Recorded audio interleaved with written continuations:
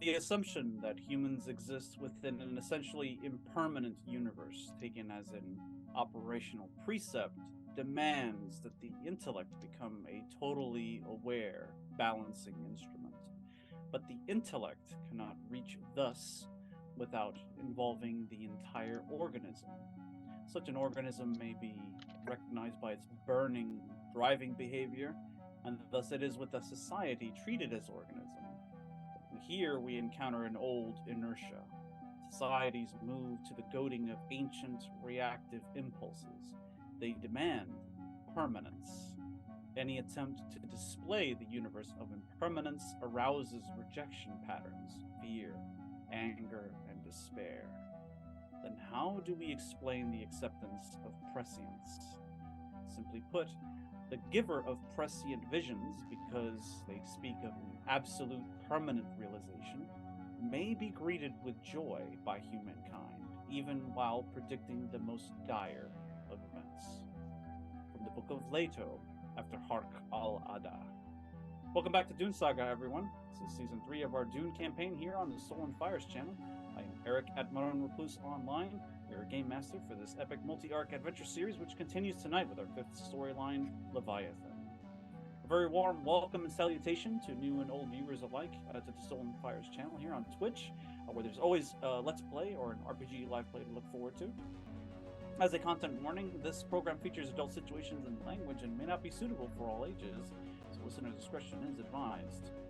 Special music shoutouts will go to Pixabay and Fraction, aka Kevin MacLeod, for Midnight Tale, Repulsive Sound, The Whole Other, Tabletop Audio, and Bleeder Moon for the use of their excellent music. You can find more awesome ambient sounds and tunes over at inaudio.org, secretpress.bandcamp.com, music.youtube.com, pixabay.com/music, and SoundCloud. Many thanks to Modifius Entertainment for making awesome games for us to play.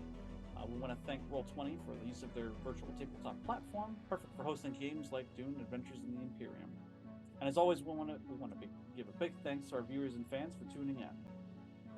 Our house entourage is here and ready to engage in the deadliest of intrigues. Agents of the Imperium, please remind our audience who you are, where they can find you online, and who you will be playing this evening. Beginning with Leo. Hello, welcome back. And today I'll be playing Archibald, the schemer of schemers. Don't you worry, he's got things up his sleeve. Devin. Hello one, hello all. I am Devin, online at Sullied, and tonight I am playing the honest. I'm not a Bene Gesserit Reverend Mother anymore. Oh no. Norma. Just Norma. Excellent.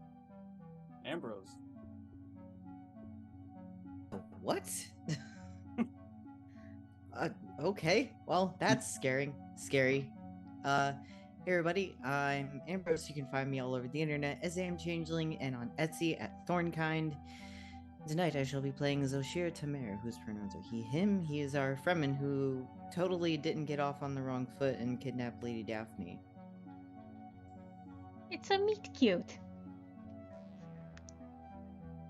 Aaron. Hello everyone, I am Aaron. My pronouns are just not he, him. You can find me pretty much everywhere as Great Cthulhu. Tonight I'll be playing Eloise Cheshire. Absolutely not a schemer. There are 0 schemes happening here. Her pronouns are she, her. Excellent. And last but not least, of course, Rachel. Hello, I'm Rachel. I'm Stolen Fires pretty much everywhere on social media platforms currently imploding and social media platforms currently to become ascendant. And I am playing Lady Daphne, the head of House Cheshire. Excellent. All right, enough for a very short recap of the previous session. Ambrose, if you would be so kind. It's been a long day of kidnap, travel, and chaos for Daphne and Mossam. Kyra asks the attendants, who clearly revere her as both Naib and Sayyadina, to let her family have a quiet meal together in peace. She invites her children to stay here as long as they wish, though she understands Daphne has responsibilities. For now, she expresses her regret in not being able to be there for her, as she speaks of her exile on Ischia and Shaddam's obsession with legacy and the pride which will prevent him from naming one of his daughters heir. Daphne also wishes Kyra could have been there. Her feelings about Adelaide are clearly fraught and complicated, though in the end she accepts her mother did the best she could to prepare her.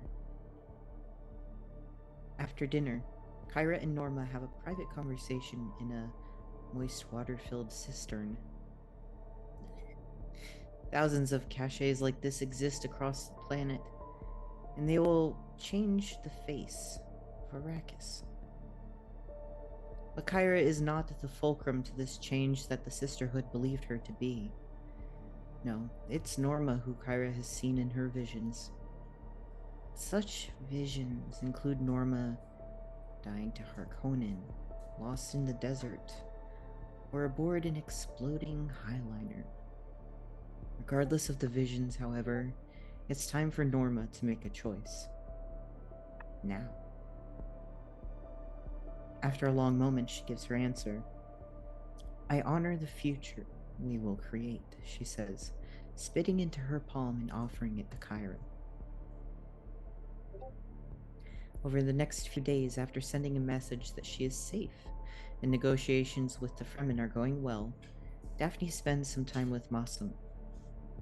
They talk about wants versus desires versus obligations.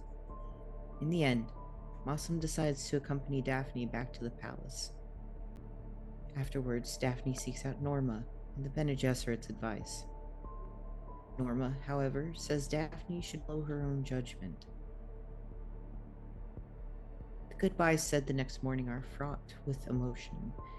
It feels like Ischia all over again. Kyra tells Masum not to change, not to let the Imperium change him. And Norma, she needs to protect these two. There's no more sisterhood, there's just us. Elsewhere, Zoshir surveys the landscape and understands this is a bad situation for everyone, Fremen or not. The desert is freezing in the middle of the night and they are without a thopter. The closest siege is within walking distance, but over open sand. Zoshir must teach the outframe to walk without rhythm. They take to it, more or less, and reach the siege by dawn. Zoshir signals the watchguard and they are allowed entry. Purdy and Nelia are here, mostly recovered from their ordeal. Zoshir must vouch for his companions so the siege does not claim their water. Amira and Zoshir meet with the Naive, who says the Harkonnen are looking for them. If they are found, they will be murdered and the spice bribes stolen. The next day, they set out for Hagaharg, Zoshir's home siege. That same morning, at the Cheshire Palace, it's moments like these mornings, the banquet table in the banquet hall. Everyone was here, and then they were not. Pardot Reed has a waking dream. A memory, a vision, watching ice cream melt. He looks to see a distorted face. His mother? No, the kidnapping. Is it? Just then, the communique from Daphne arrives. No, more than that, the Harkonnen. They've sent a Mentat here, under orders from Raban himself, an investigator, Alexei Gim. Despite being awake for overly 24 hours, Pardot orders Gim to be received with all due decorum. Gim, however, is a haughty man, walking in like he owns the place. He's curious to know why House Cheshire has been so tardy to arrive at Raban's summoning of all the houses on Arrakis.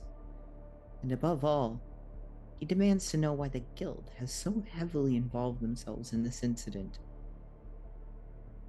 Pardot demurs, angering him. He demands to know who is Eloise Cheshire. Pardot understands that the mind games have just begun. So he answers with the basic truths only.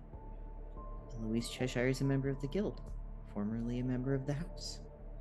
Kim drives forward, accusing Pardot of being a terrible mentat, before pivoting to a bit of kindness and offering Pardot some sappho juice. Pardot accepts, but does not drink, pocketing the vial for later. Instead, he contacts Eloise, who insists she's a member of the guild whose name happens to be Cheshire. Eloise and Gim squabble over who has jurisdiction over the crash site. It comes down to who needs whom more, and who is more reliant on spice. After angrily hanging up, Gim invites Pardot to contribute to the investigation. Gim storms out, breaking dishes along the way. A Fremen servant rushes to clean up, surprised when Pardot helps. If I can't help you clean the floors, perhaps I can help you clean up the planet, he says. After helping, he seeks out Belanda, Norma's ward, and asks her to poison his vial of sappho juice. Belanda, no older than 8 years old, is confident she can help. Shift to Archibald. Yeva wants to know if they won with the Landsraad. They gain some assets, not so many as Cheshire, but Archibald makes it clear he has no intention of remaining on Cheshire. He's still a bit cagey regarding his ultimate plan, but says the next step involves the Atreides. Yeva is dubious, but she's willing to see what happens next. House Atreides greets House Librius with no small amount of fanfare on Caladan, perhaps because of Librius's association with Cheshire. Earl Archibald and Lady Yeva are brought to meet Duke Leto Atreides, his concubine Lady Jessica, a tough, scarred-looking man, an elderly mentat, and a young boy of about 15. Duke Leto makes the necessary introductions, and Yeva seems displeased when Lady Jessica takes Archibald's hands in hers. The conversation shifts quickly to business, the attack on Jabberwock. Archibald is not shy about claiming credit for his role in saving the planet. But when talk shifts to a traitor, Archibald chooses his words carefully when he says the issue was swiftly dealt with. The scarred man, Gurney Halleck, wonders why House Carroll targeted every house on Jabberwock when their Conley was with Cheshire. Archibald realizes this is more interrogation than friendly conversation. Yeva, making the same realization, demands better wine if this is how it's going to be. The tension only increases after Paul leaves, but after saying family can always be trusted, pivots to his true purpose for inviting Archibald here. Peace in the Imperium. Still knows he's about to receive Arrakis, but also that the planet is a trap. In response, he's secretly building a coalition within the Landsraad. Their aim? Deposing House Carino. Tentatively. Perhaps because this supports his own plans, Archibald agrees to work with the Atreides. After he agrees, Leto reveals the true reason Archibald is invited to their conspiracy. He's a man of war who prefers peace, and their strategy is currently peaceful, involving shares in Chom.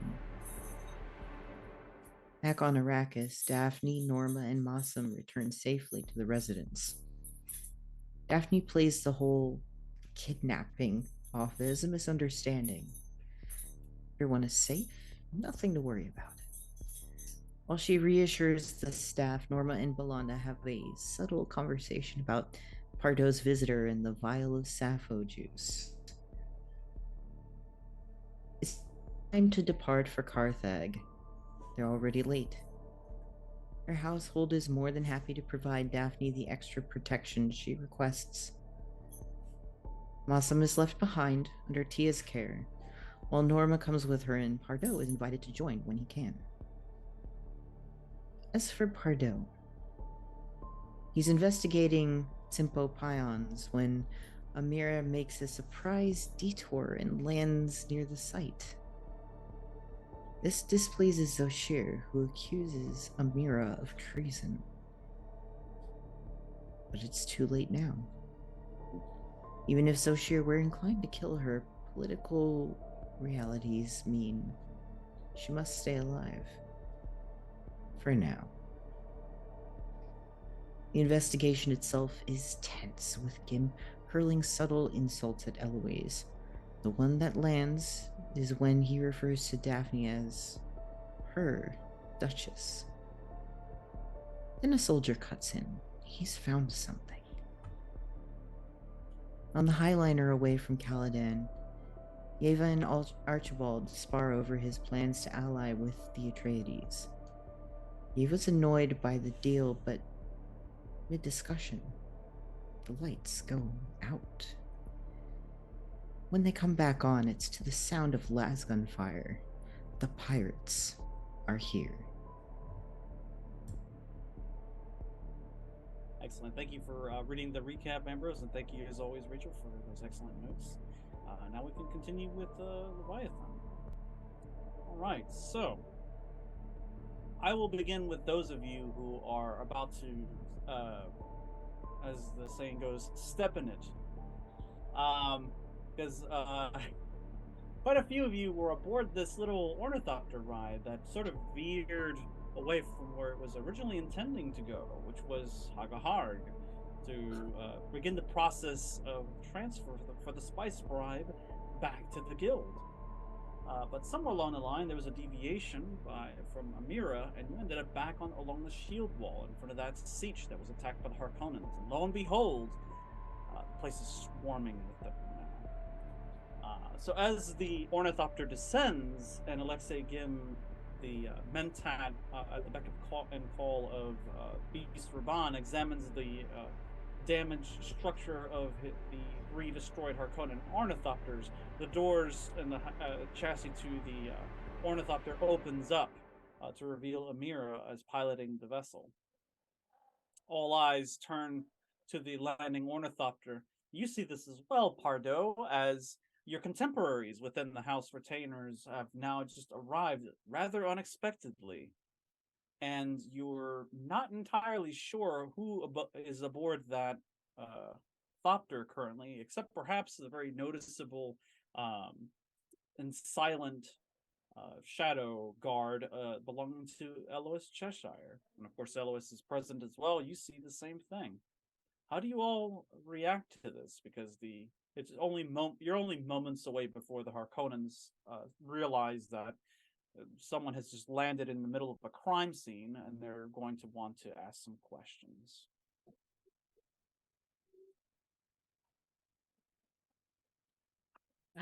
Eloise smiles, very big.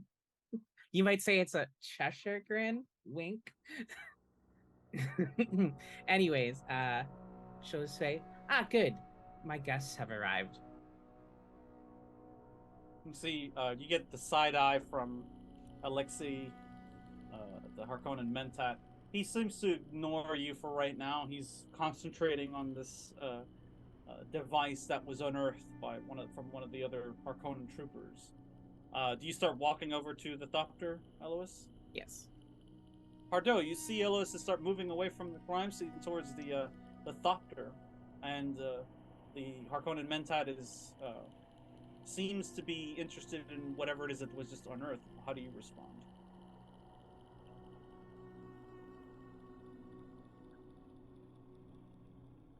Who is more interested in the device than the thopter that has just landed here?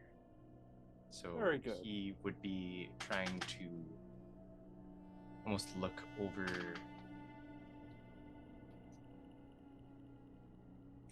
Alexi's shoulder, trying to look at the device. He won't stop you from doing it. You're here to an investigative capacity. Go ahead and give me an understand roll. Very easy.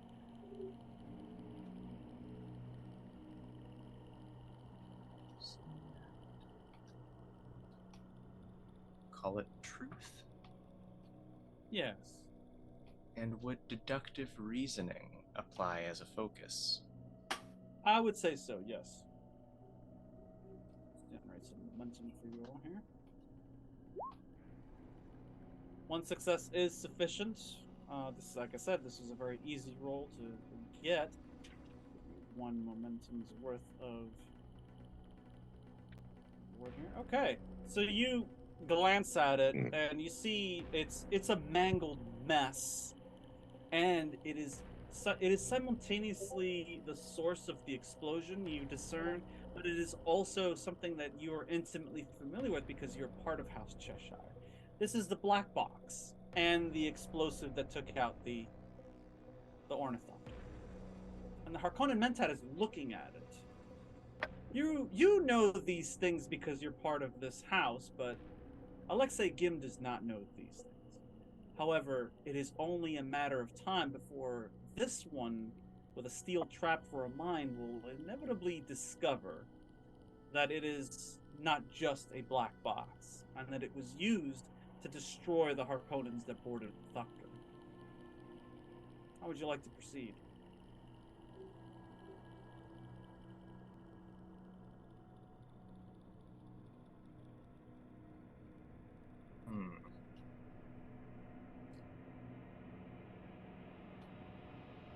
Needs to be some way for me to destroy this device without looking like I'm trying, but to the point where it's no longer evidence.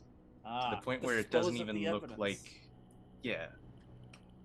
Well, good news is you're on Arrakis, and just beyond that shield wall, there's a vast desert where things can easily get lost or swallowed like giant sandworms. However, at the current moment, the Harkonnens have control of the scene. They have a cordon set up, various troopers easily outnumbering all of you by a factor of about 5. And they're scrounging around looking for the other black boxes that belong to the other 2 hulks, the other destroyed ornithopters. So it's only a matter of time before they put 2 and 2 together. Unless, of course, you can distract or otherwise impede in the investigation of the Harkonnen's little Mentat.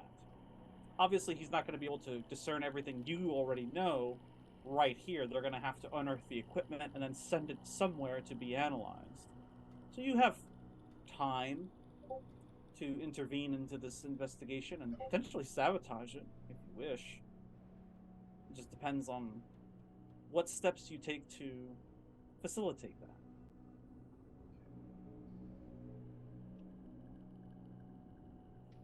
So for the time being, Pardot's master plan for distracting Alexei is to just ask stupid questions. So while Pardot is right here over the shoulder of Alexei, he's going to start slowly breathing out of his mouth while he's already like 8 inches away from Alexei's ear. Just like a little... Do that 3-4 more times and then ask, so what do you think happened? Oh my god. I love it.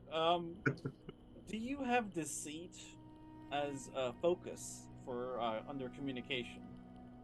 I do not. So I want you to make me a communications check. I'm going to roll for Alexei to see if he can actually see through your bullshit. Because that first outing was very impressive, but now you're at the crime scene and this guy's mind is roiling 100 miles per second. So now he is 100% on his game. Let's see. I'm going to spend some threat because you're in a very dangerous situation right now. So he is going to spend 3 to get 2. He's going to roll 2 dice, so 4 for his discipline. See if he could discern any sort of deception coming from you. This is obviously truth. So roll 4. Let's see see what he's got. No focus in what he's doing, but he does have a stand a good chance. So you need to. The legend continues. All right, so I got one success. You're gonna Thank have you for your rolls, Eric. I know, you're very welcome. Go ahead and roll and see if you could beat one success. Okay. Beat Alexei Gim in his own game. Just I will wait. be The important decisions are just gonna fuck us later on down the road. I will be using power as my drive due to my Did you statement want to use being. momentum? I'm good with you using a momentum key. I'll use one. Okay. So you get an extra die, and you're down to 2 momentum. Go ahead and roll. He who can You control. beat my terrible roll. Yep. Look at that, you did it. And you get that momentum back because you got 2 instead of just the one that you needed. So, you play stupid so well that he is visibly annoyed. And he just kind of looks over his shoulder at you like, why did I even think to invite you here? And he's just like, Narud, he calls to one of the troopers. Yes, sir. Move this so-called Mentat elsewhere, please. He's breathing in my presence. He continues to look over the device. This Harkonnen thug comes up and it's like, this way, let's go. What? Over here. Behind the Pardot cordon line. follows. You're just standing there like, gee, I wonder what happened here. Eloise, you're moving towards the thopter, and Amira sees you and immediately turns around, looks over at Zoshir and Hurdy and Nayla, and says, stay here. Don't move. If the Harkonnen see you, we're all dead. Do you understand? Keep your hands off your crysknives. And she, almost effortlessly and quietly leaves the craft. And she, she's standing there with the wind whipping around her, and she's just aflutter with these multicolored scarves that wrap around her. It's part of her outfit. She moves to meet you halfway, Eloise, and she just makes a very subtle gesture where she just kind of touches the side of your arm. I have returned, and the bribe lies inside the thopter. Excellent. I don't remember. I think she grabbed the house off Cardis thing that we found on the person, right? Yes. Excellent. Great. Okay. And I can tell she's visibly injured. Yeah. Great. There's some blood stains on on her outfit. I think her if anyone's paying close attention, she clenches her fist, but keeps it chill and is like, all right, I have a bit of a gamble. We're going to see how this plays out. One person leaves the confines of the ornithopter, leaving the Fremen behind. It's Tiberius with his full face mask. He trudges up forward. He has his hand on his blade. He also appears a bit injured as well. He's been through hell with the rest of these people. So he comes up like Lady Cheshire. Tiberius, I believe. Yes.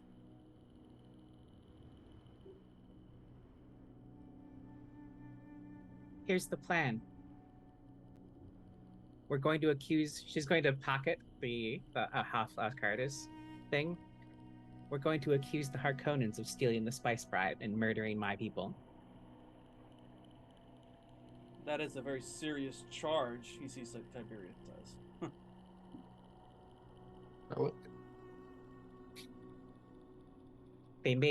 I have a specific piece of audio where the Mentat specifically threatens the flow of spice to the guild.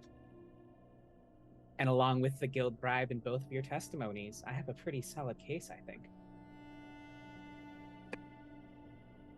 There's still the question of who destroyed their ornithopters.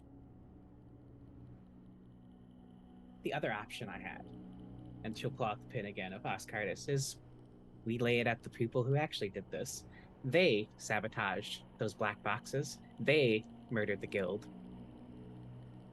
There's only one problem. House of Cardis doesn't exist anymore. Apparently they do. At least not in an official capacity. Where's the Duchess? You see here Tiberius say. I believe. Do I know? Out of game, do I know that she's been returned? There was probably an announcement that went out the moment she landed at the residency. She's back in the residency, as far as I know. It was a misunderstanding. These decisions should not be made without her consultation. Very well. So what happens with the spice bribe now? Oh, that's ours. And I suggest we get it into the right hands as soon as possible. The Harkonnens are... And he looks over them and he just kind of restrains himself for a moment. He takes a deep breath and he's like, the Harkonnens have the scent for blood. And once they get going, they won't stop. Very well. She'll call her guild contact first. Bribe secure. Harkonnens here, though. Backup might be needed. I think she'll use Tiberius's words. They have a taste for blood. The guild knows the Harkonnens well enough. They're like, we'll send a ship over, don't worry. And then next call will be to the Duchess. Aboard the Ornithopter. By the way, I have to sneak this little moment in there. As Daphne was leaving the palace and immediately going towards the Ornithopter pad to take back off again, Dr. Sloan and the security commander were absolutely losing their minds, and they were coming after you. And with Dr. Sloan saying, "Please, Your Grace, you've just been through a great traumatic event. You should really stay behind. You've been through a lot, and you need to have your mind heal as much as anything else." He was trying to convince you to stay. Like, I'm invoking my Sook, credentials. Please listen to me. Unfortunately, I don't believe that House Harkonnen will accept a doctor's note for skipping the summons. Would you like to accompany me and make sure I don't overexert myself? Of course, Your Grace, of course. And he boards the thopter with you. Leaving the security commander there like, but wait! And that's when you get the call from Eloise. Niece, hello. Greetings. Apologies for the trouble after your so recent ordeal. I have need of you. I'll put you on with one of your men, and she'll hand it to Tiberius. Your Grace, I have Pardot Reed here at the scene of the recent business with the Harkonnens. We need someone to speak to them and to get this issue cleared. We don't want any more bloodshed here. All right, what's going on? We have secured it with the aid of Eloise's guard and the local Fremen. We were able to secure the spice bribe, and the guild is currently en route here to retrieve it. Mm-hmm. So that matter is at hand. However, the Harkonnens are investigating what occurred with the loss of their men. One of their mentats is here, and they seem to be analyzing the scene for evidence. How should we proceed? What are the options? I know not, my lady. Would you like me to put on Marshal Reed? Yes, please. Of course. So Tiberius takes the communion over to Pardot Reed. Sir, it's the Duchess. And just then, Amira has the spice bribe in her hand. She confirms it with you and then walks it back to the Ornithopter. Alexei Gim is like, "What is this business over here? Who are these people, and why are they in the middle of this crime scene? Either assist the Harkonnens in investigating this crime, or get out of here. Vacate these premises." I'm sorry, what was your name again? He just looks at you and just goes back to what he was doing. He just straight up ignores you now. I see. Remember that message I sent you last week, Eric? She's going to pull up. She's going to pull up her data pad and start with very innocuous numbers, like number of food shipped from here to here, and until he looks and pays attention, she's just going to keep going, like starting from innocuous to troop movements. Like that's the order. I need you to make an understand roll because there's something in here that's relevant. Or rather important, I should say. I do have I have data analysis as a focus. Good. You can use that. And you are currently sitting on 3 momentum if you wish to spend any of it. I will. I'm going to use justice as my focus because I will get revenge on those who wrong me. Very good. And yeah, I think I'm tempted to spend all 3, but I don't know if I need to. I'll just take the one. The more successes you get, the more information you get. Is everyone cool with me depleting our pool on the off chance it's going to get us some sweet intel? Do it. Go for it. All right. Unanimous to me. You get 2 extra dice. So you get 4 dice to roll for this. And using focus. Just do it. 3 total. 3 successes. Very good. Okay. So, actually, can I? This is going to be weird because anytime I spend a point of determination, it causes my prophecy thing to happen from failed navigator. Can I spend a point of determination for 5 successes and then apparently spew out some prophecy as well?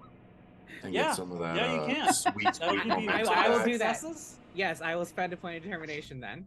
That question made Eric so cheerful. Prophecy. You get 2 momentum back from that roll, and here's your prophecy. As you're looking through the data pad, you're noticing all these things that the Harkonnens are moving around, but you're also seeing an overly abundant amount of things that are going in and that are leaving Arrakis from the Harkonnens.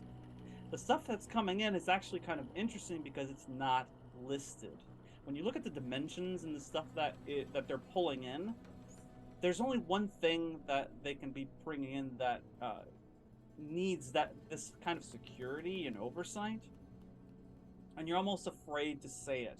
And just then, like, as soon as you think of the word, you have a flash of just like a very short burst of vision, and it is of a swarm of ornithopters and a harvester, and you think it might be a worm, but it looks more like a sinkhole, like a giant just suction that's taking place in the middle of the desert with everything just bringing it all in.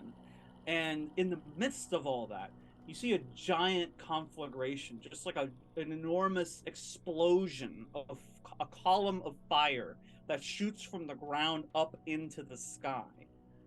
And that's when you realize that this vision that you just had is linked to the one thing that you notice, that the Harkonnens are moving onto Arrakis. Atomics. Back to you, Pardot Reed. Ooh. You're given the communinet. Good. And the Duchess is on the other line. And Alexi is currently preoccupied? Yes, very much so. Duchess, are you okay? Is I'm everything all right?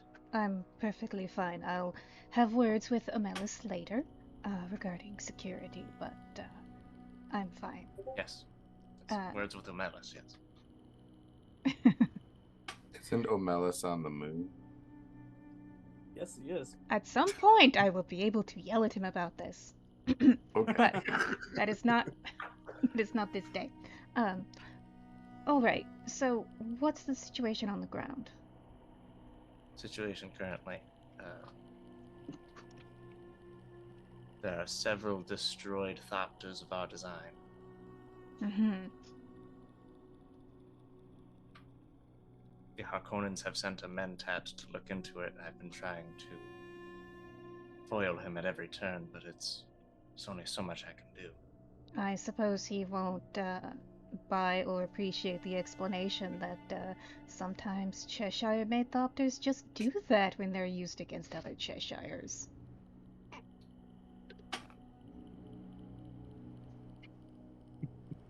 Trying to think quickly as to a way to dispose of the evidence, but it is fairly far-reaching, and he is currently holding a piece of evidence in his hands as we speak. Alright, my aunt is there?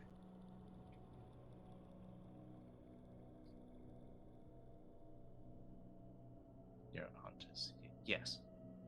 What does she say about the situation? Currently...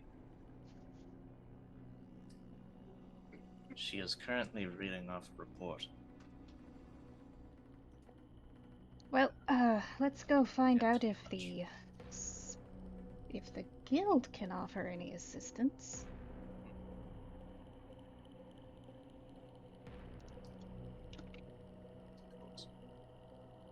And Pardot will take off the communicator. What now, Master Reed? You see your Tiberius asking.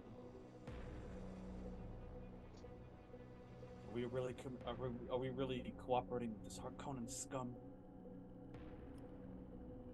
Pardot will lean in very closely.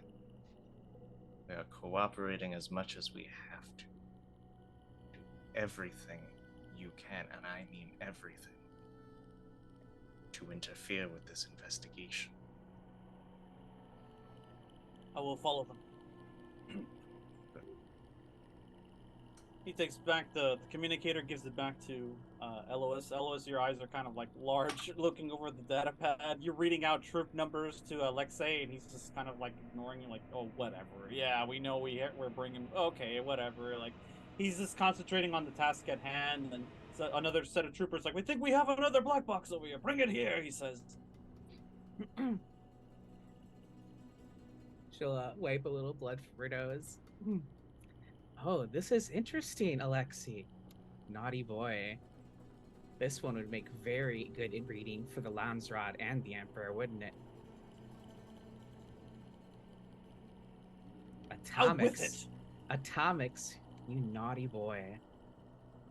Her fingers poised sharply at you, like her finger poised over the send button, just like if she sees them twitch. Wait! Oh? He looks over at the other Harkonnen troops, and he's just like, give us some room. Sir, we're still pouring over. I said leave now! Go! Examine the inside of the filthy cave. Keep dragging those bodies out. Yes, sir. I start moving away. So now it's just you and him and Pardot Reed and Tiberius. Amira's walking back to the thopter. What do you think you know about atomics? Is Daphne on the line right now? I left you on the line, 100%, yes.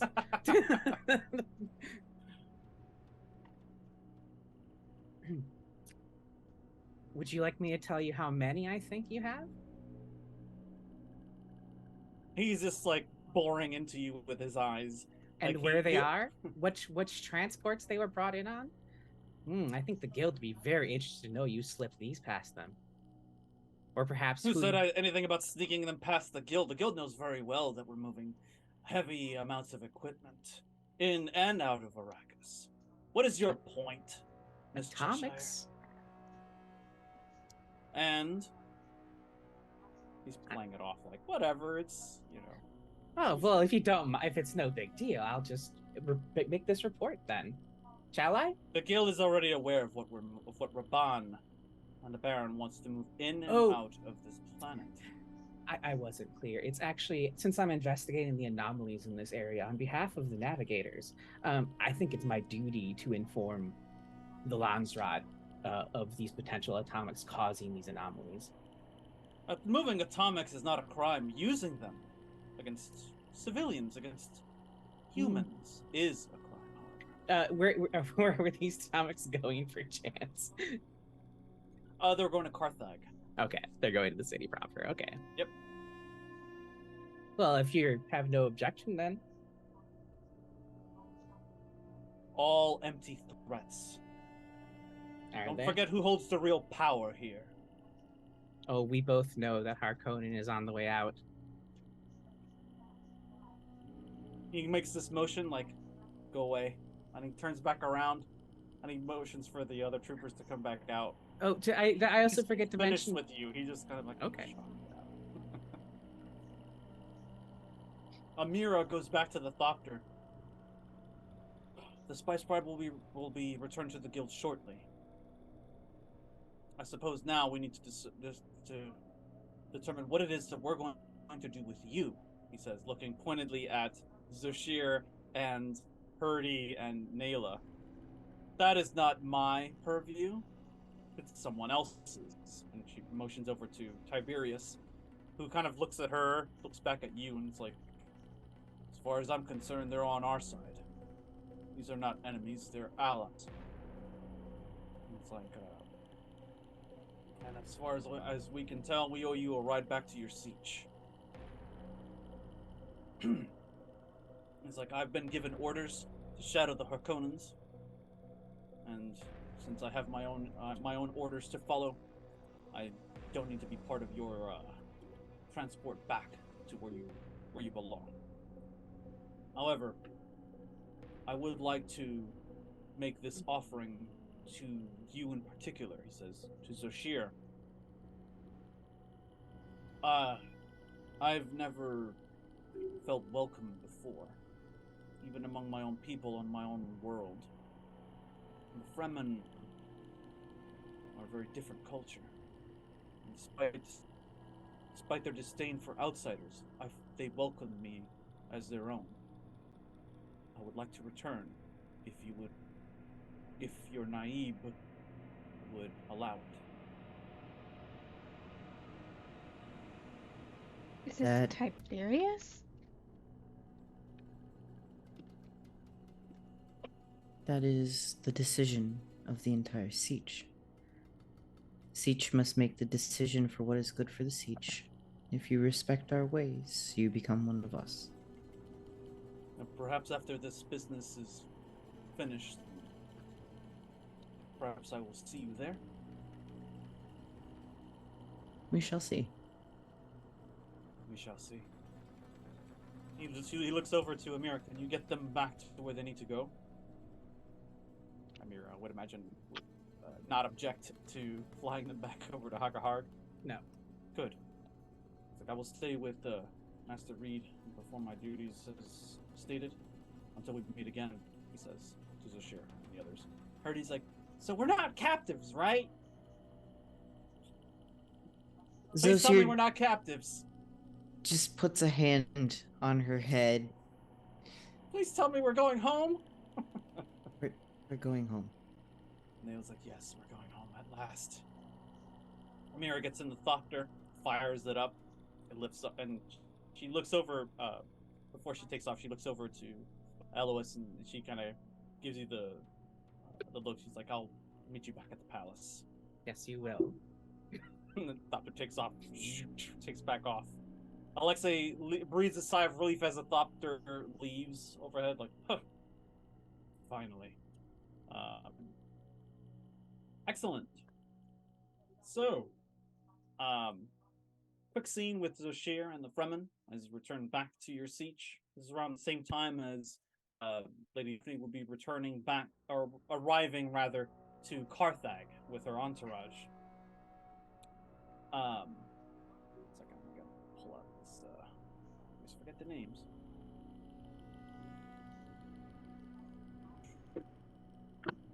Agahar. Okay, so now when the Naib, you've arrived here during the day, so it takes just an hour or two to get over to where you need to go. When you arrive, they receive you, and they're at first they're a little bit hesitant to let you in, but once they see that you come bearing good news, they bring you into her personal chambers. You're alive. You've returned to us. This time without the offering. Were you successful in your endeavor? Yes. You were successful. And, well, the guild was generous to an extent. And assisted. So that the guild and our people now are back on the accord. Yes, This is good. This it excellent. is. You One have of done the. well. Oh, I apologize.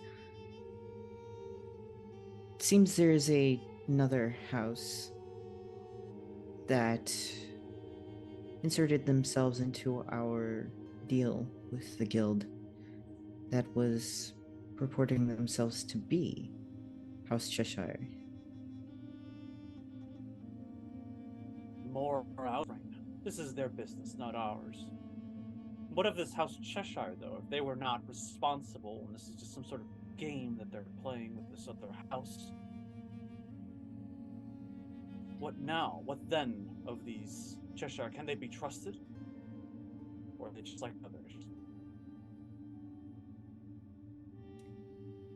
I am undecided. I trust no house, yet they proved themselves worthy. They learned to walk without rhythm. They fought well. And they fought by my side. Most unusual, she says. But perhaps encouraging. It's like with the Harkonnens targeting us now more than ever. We're going to need as many allies as we can. If there is a way to make inroads with them, it may be wise to pursue such a connection moving into the future. Would you not agree? I would certainly agree. And they seem to hate the Harkonnen as much as we do. Then I'm going to make you our official liaison with House Cheshire. The next time, the next opportunity that we have, I will task you and Hurdy and Nayla to act as our representatives to our siege and to our people, ultimately. If we feel, through example, that House Cheshire can be trusted, perhaps we may be able to bring some of the other tribes to ally with them as well. Assuming you accept this new task upon you. I do. I only worry that I'm not suited for a diplomatic position. It's okay. You're the. Look at your sheet real quick.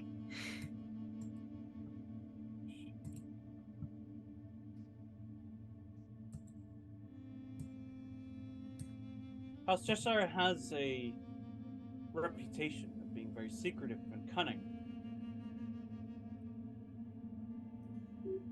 And despite you being a proud warrior, a warm rider for our people, you have similar talents as well. In a way, this connection that you have with House Cheshire suits you. And you've already befriended some of their own personnel, some of their people. Feel that if they trusted you, and you feel that trust goes in the same, can also be afforded to them, then I feel that this is an opportunity that we shouldn't waste.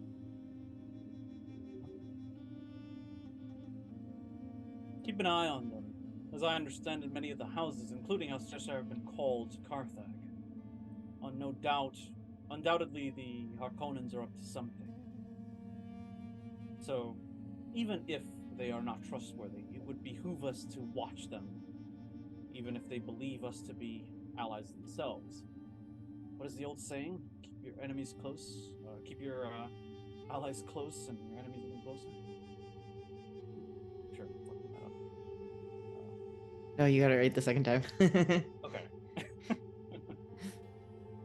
Yeah, so she basically kind of makes that overture to you, saying, yeah, even if they don't trust you fully, or even if we don't trust them, as long as they accept us to be within their orbit, we can gather information about what they're doing, and by extension, what the Harkonnens are doing as well.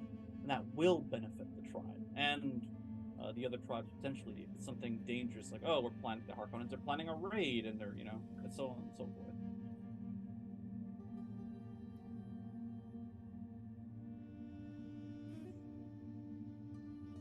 Some other information for you. I don't know if it's relevant to our siege or not. It seems that they have a younger member of their house who seemed important to the sayyadina of the siege that we had to stop within. An outframe boy of this house? Yes. I think that his name was Mossum. Awesome. Innocent.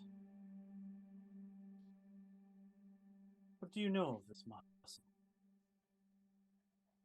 Not much. I was dismissed from their presence. Oh, what if you find yourself in their presence once more? Gather what you can. You find out more about this boy and whose parents are, if he has any siblings, anything of the sort. Bring back this information as soon as you can. He does have the lady of the house. I'm not sure if that was his mother or sister or aunt, but she seemed to carry herself as if she had been trained by sayyadina. A Bene Gesserit among them? This does garner more investigation. Go, take these two. Make yourselves useful for the tribe. You've done a great work for us today, at the risk of your own lives. Take whatever time you need to recover, but as soon as you do, I will expect you to be within the proximity of this House Cheshire. It shall be done. See, Neela's like, oh boy, here we go again. Thank you, Naib. And she leaves. All right, focusing back to Daphne and Norma and the Dr. Sloan, as you make your way to Carthag, the Harkonnen capital and the city of the Governor Raban.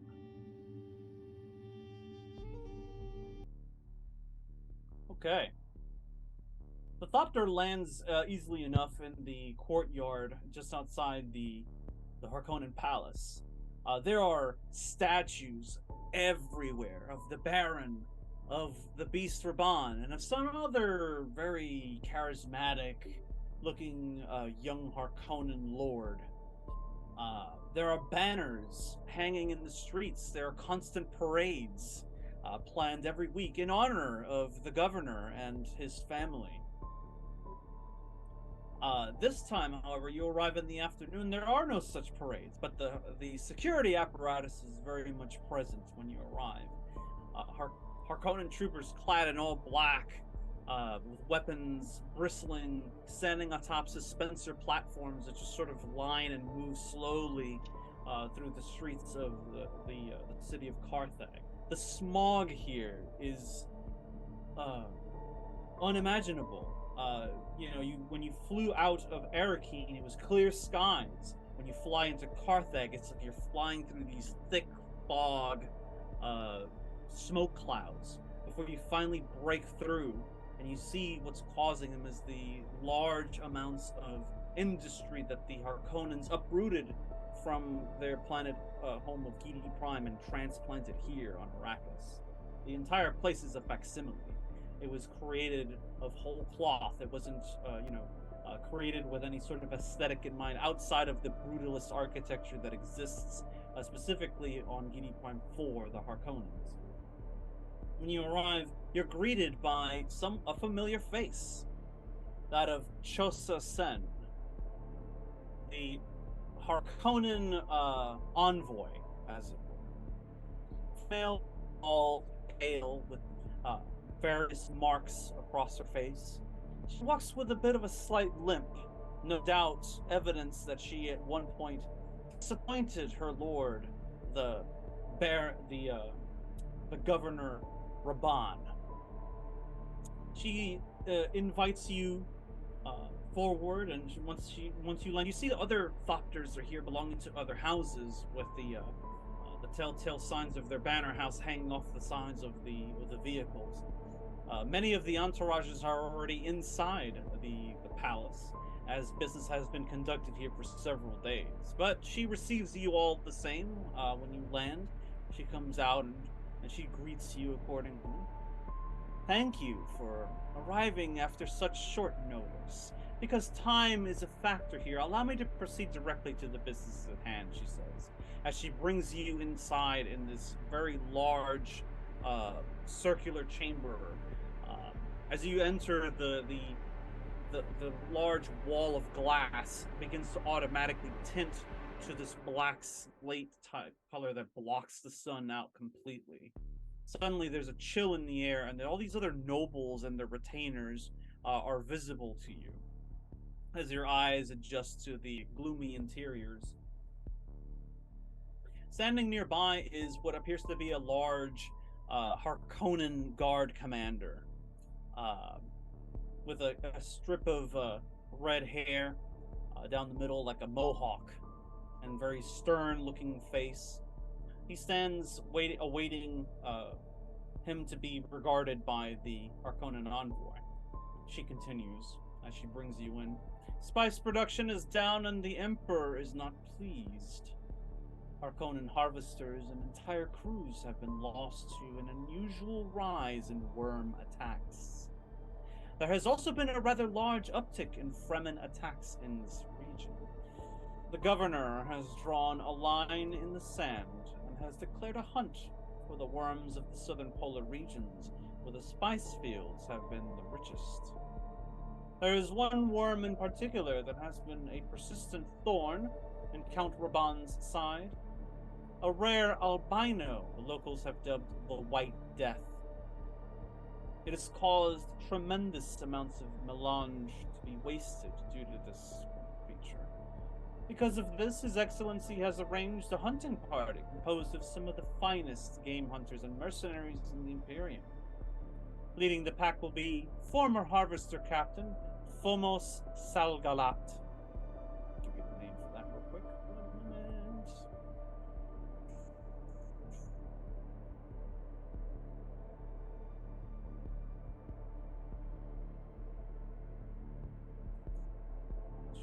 Looks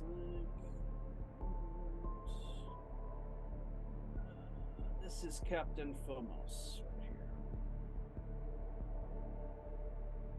who is not present, but she does show you an image of who you're going to be dealing business with. He, like many others, lost the entire crew of their harvester out in the desert sands to this beast, an assault that he alone survived. This, and the fact that Captain Salgalat used to hunt game of all types throughout the Imperium, makes him a perfect candidate to lead this latest expedition. Every house on Arrakis, vassal or not, is to assist House Harkonnen by providing resources and time to this problem. If the idea of assisting His Excellency in this endeavor seems non-ideal, consider doing this for your own house's interests. After all, if the spice does not flow, there will be imperial consequences for everyone, regardless of contribution or lack thereof. Those who commit to exterminating the sandworm vermin shall be rewarded personally by the Count. Any questions concerning the hunt will be directed to the acting Mentat on the project, Alexei Gim. Under his and Guardmaster Chazad Rummy's supervision, House Harkonnen will be providing troops and weapons to support this endeavor. As usual, all details regarding this are considered to be of high importance, anyone found speaking about it with those outside this circle will be dealt with accordingly. The Emperor expects this issue to be resolved in 2 months' time. The Governor and Count Fenring thank you for your cooperation and understanding. And with that, she bows.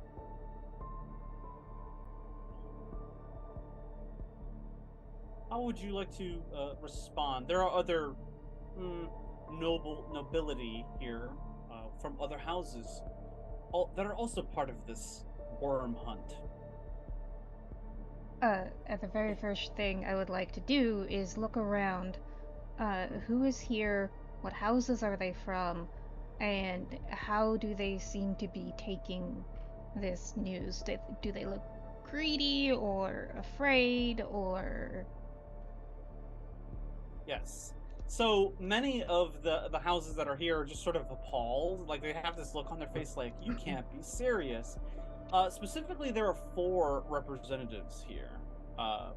One of which is familiar to you, specifically, Daphne, because this is the woman you saved at Raban's little dinner party from that snake bite.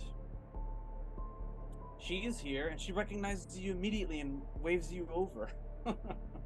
What was her name again? Her name is Nuri Randama. I'll put the name here for you. One second here.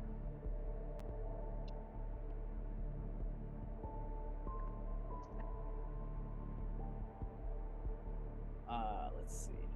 You see, Nuri's sort of excited to see you. Oh, there you are. It's been some time, has it not, since we last seen each other? It's good to see you, Daphne, wasn't it? It's good to see you too. Can you believe this? She says, and she kind of gestures to the room around you. There's like a table with like hors d'oeuvres and fancy wine and champagne and stuff like that. And there's some, blowhard, retainers walking around, puffing their chests out and such. And there's servants, juggling, trays full of like spent food and containers and stuff like that, bringing them back and forth to the nobility in the room. Somebody comes up to you with a tray. Ma'am, Your Grace, would you like a drink? Hors d'oeuvres, perhaps? Oh, yes, please. Very good. She turns then, and just in that moment, as you and Nuri are talking, Dr. Sloan is just kind of like off in the area over here, just kind of fascinated by like a this holographic depiction of a worm that what little was captured of this Leviathan of a sandworm out in the solar regions, and he's just sort of fascinated looking it over. Norma, what are you doing as they're having this conversation? I'm taking early pickings of every single bit of food that Daphne is going to get, and basically being an unobtrusive poison snooper. You're just checking for subterfuge with the whatever drink she grabs. Something about the Harkonnens leaves me distrustful as Bene Gesserit with Mohaim's memories. Something about him just makes me a little off-put. A little bit? Yeah. Just a bit. So you're kind of crowding around a little bit around Daphne. Some of the other nobles that represent the houses are also kind of clamoring together and kind of discussing things. Are they for real? Like, what are we gonna do? Like that kind of thing. Just as the waitress moves away from Daphne, and as you, Norma, check it for any possible subterfuge, any poisons, you turn, and just then somebody bumps right into you, Daphne, and lo and behold, that drink that you just took off the thing splashes right onto your nice little dress. And you see this guy, he's just like, oh no, I'm so sorry. Oh no, what have I done? Oh. It's just silk. He's like, oh no, this really did have to happen to me here, didn't it? I am very, very sorry, my dear. I think I'm This the is one it's entirely- happened to. It is my fault. This is entirely my fault, and I insist that I pay for the cleaning of this ravishing mess you're wearing today. Nikolai Gradimov, vassal for House Gliss, he says. So here's what it looks like.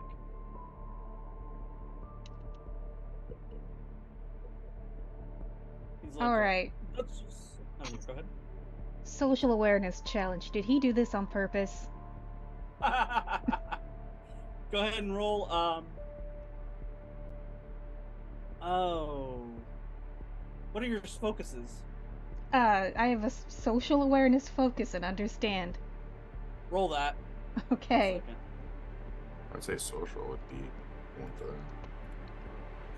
was gonna say, can we tell if he's lying with communicate? Yeah.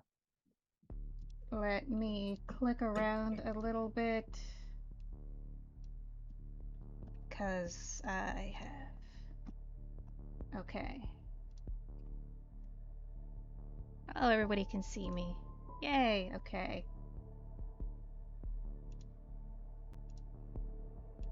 It's worth it.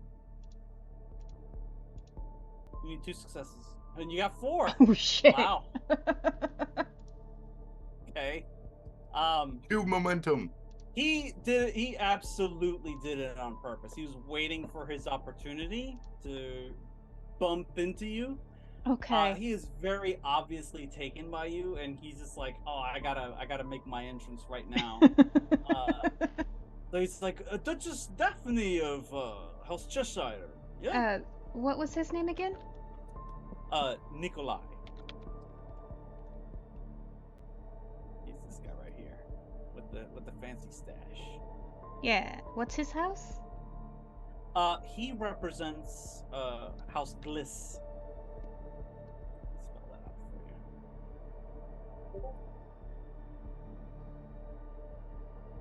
you. These names, man. It's like I'm answering so many secret questions, so many secret messages right now. Alright, well, Okay. I can rack up another dice roll if you would like. What is House Gliss's whole deal? I'll give you this for free, because you've already done your homework on who's here and what they're doing, what their shtick is basically. House Gliss deals predominantly with political matters. They're experts in Canley and in just political matters in general. And the representative here is actually not him. He's just somebody who's of importance of the house with the house.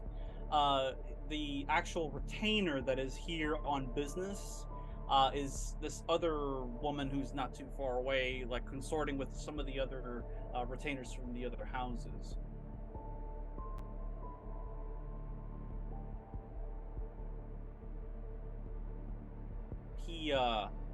He's like, yeah, I am familiar with House Cheshire. You and your house, like many of ours, are here to work under the Harkonnens. This is hard work, no? Still, for House Gliss, there are political opportunities to be had at every turn. There are so many houses on Arrakis all vying for attention of the ruling house and of the Emperor. Indeed. But this sort of attention tends to make enemies of allies. As Gliss is good when it comes to navigating the troublesome environment in places like the Landsraad. We can help ease conditions for the Harkonnens and their vassals on Arrakis, or, we can make things more difficult. This is why it is good to have friends, yes? Would you like to be friends? It is always good to have friends. We are in agreement. Please allow me to give you my details. Should you need to contact me through my people, if you would like to meet under more discreet conditions, of course, please seek me out at the Sulking Sandworm. I hope to perhaps meet your acquaintance again, my dear. Kinky. He, of course, gives you like a little communinet number or whatever frequency to contact his people on, and he just kind of like, again, my apologies for the incident, and kind of walks away with his entourage. Immediately, somebody takes notice that he's leaving, and it happens to be the retainer for House Bliss, and she immediately rushes over. It's like, I'm sorry, I missed what happened. You're Daphne, you're Duchess Cheshire, yes? Duchess Daphne? I am pleased to meet you. Ah, yes. She's a plump, older woman. Sorry. She's, wow. The name kind of threw me off. House Gliss's representative, he introduces himself as, Nadka Zot. The name. I know it's a lot of names I'm throwing at you right now. He introduces himself. He has kind of dusky skin, balding pate. He has a little weird thing hanging around his neck that he seems to thumb a lot. So, Nadka is the person who saw Nikolai leave and then runs up to Daphne? Yeah. Okay. He sees that, one of the lords, or one of the minor lords of the house is leaving, and he's left here to just kind of like deal with what's going on. He's like, are you of the same accord that this demand being made of our house is outside the realm of possibility? I mean, a sandworm, really? To say nothing of one with a name such as White Death. Indeed. I mean, the Fremen have been inhabiting this world for, time immemorial, and to anyone's knowledge, those worms are invincible. They can't even be caught. How does Raban expect us to be able to deal with such a horrendous creature? Oh, well, I think that Raban expects us to all cooperate and work together, and I further suspect he will be watching carefully and analyzing both success and failure. I have no doubt of this as well. It makes me quite nervous. He's like wiping a bead of sweat off of his... I'm trying to communicate to them this is a setup, and Raban is doing this so he can spy on our capabilities in a way that we won't catch on to, and so that's what I'm trying to let this person know. See if it'll sink in successfully. Okay. Norma, while Lady Daphne is communicating with these other nobles of these other houses, what are you doing specifically? Well, I'm not quite sure, because I was pulled along in part to assist Daphne in this, but aside from making sure she doesn't get killed at this moment, and she's currently found herself someone fairly suitable for the other reasons why I've been tailing Daphne. We're not taking the first one who spills a glass of wine on me, Norma. I'm not saying that you will. I'm just saying that it seems like life finds a way. But I suppose since we're actually in the city, now this is just like, this area is just their little soiree zone, right? For getting everyone together. Yeah. I want to be listening and seeing if the servants and the Harkonnens are chit-chatting where they shouldn't be. The Harkonnen servants? Yeah, because they're absolutely chit-chatting. Everyone knows that they say things that they shouldn't when they're around, and even if the Harkonnens are known for being so horrible, they're bound to be chatty about things because, like... Oh, yes. Can you believe they're actually all here? I can't believe they did that all for this bullshit.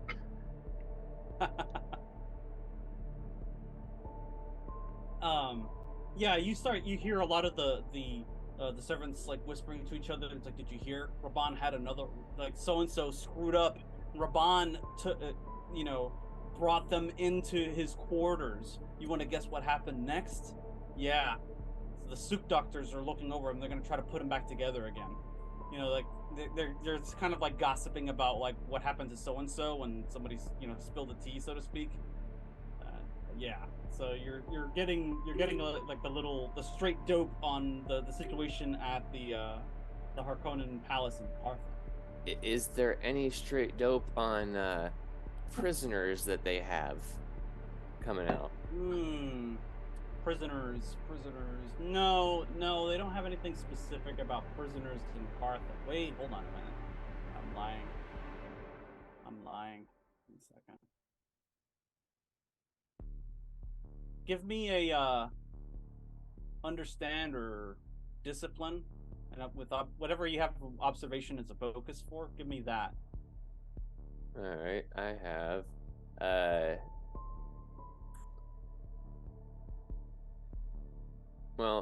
for discipline, I just have espionage and body control. Okay.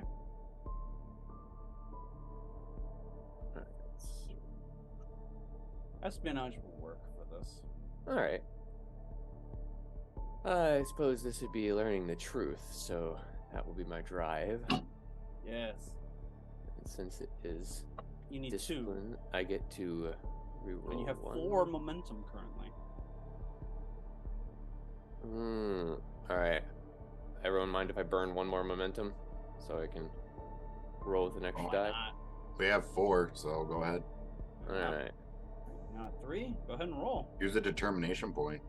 That might be a bit overkill. I'm going to roll with 4 dice, and I get to choose best of the 3. Oh, okay. Shit, that's good. It's real good. Holy. That is 4 successes. Wow. Okay, Mine so you get 2 momentum back just from that roll. Okay, you get some real juicy information. They're talking about somebody who just got punished by Raban, fucked up somewhere along the line. Then they mention the native, and that's when your ears kind of perk up and you lean in to listen as these two are just kind of chatting. Chosa Sen, the envoy, hasn't noticed them yet, so she hasn't cracked the whip on them, figuratively. But you hear them like, "Did you hear the one that they keep in the dungeon? Yes, it's a Fremen. I know it is. They caught him. They caught him out there. I don't know where. Some Fremen warrior from some place. Yeah, they're keeping him down there. I don't know why. I think he might be a spy. Oh, here comes Sen. Come on, here comes Sen." They kind of bow their heads and like immediately start moving back out onto the main floor. "Ma'am, would you like a refill?" Please. It's rather dry. Of course. And now we will shift scene for a moment into outer space to a heighliner that is currently being occupied by pirates? Yes, something of that nature. Something. Maybe. Welcome to the star map. You see the little dot in the center here that says Lupus? Yep. That's Jabberwock, or that's the system where Jabberwock resides. That's Okey-doke. where you were going from Caladan. Caladan is kind of like a hop, skip, and jump away from Sol, which is the sun that belongs to, Earth, Forgotten Earth. So from there, it's really just kind of a 1-2 shot jump to get to back home for you. You traveled all the way out from Caladan up to this point right around here, and then the heighliner just stopped. You thought, like many others on board, that this was just some sort of a stop that was taking place, on the way to Jabberwock. But you suddenly realized that that wasn't the case at all when you started hearing the sounds of what was unmistakably gunfire taking place just outside the confines of the house suites that you inhabit with Yeva Shum. Yeva gives you this look like, "Did you just hear what I heard?" without saying anything. Yeah. Seems so. And Here, sorry, go on. as is she. Sweet. The majority of the noise you heard seemed to have been coming from this direction, from the central concourse, where everyone is. Think of the central concourse as like an enormous circular chamber, like with multiple levels. It is like a massive mall, just with a lot of like little kiosks and stores and vendors of all kinds here from all over the Imperium. People selling their wares and so on and so forth. It's like a giant central locale to the heighliner.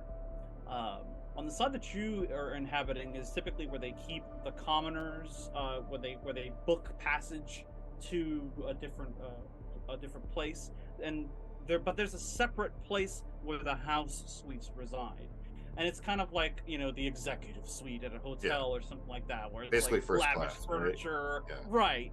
And in honor of your house, they have like the house banners coming down the sides and stuff like that. So it's a fully furnished room with drinks and whatever else you might need at any beck and call that a servant will typically bring you is already in the room for you.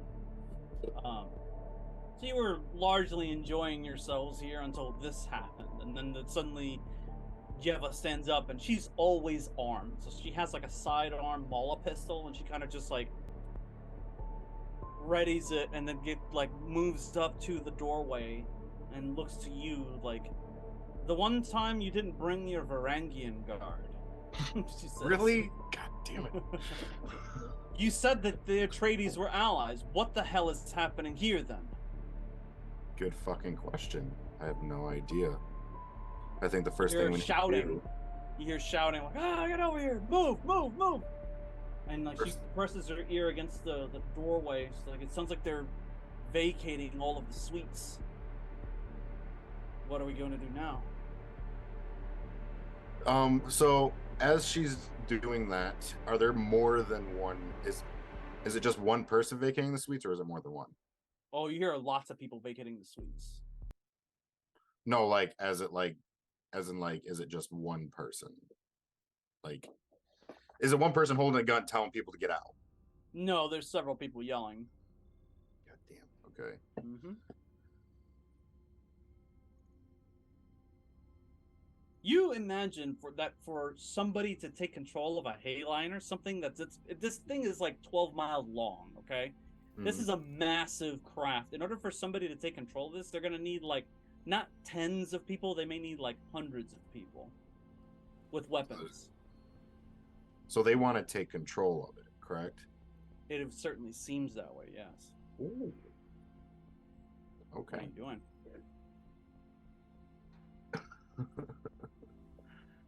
All right, so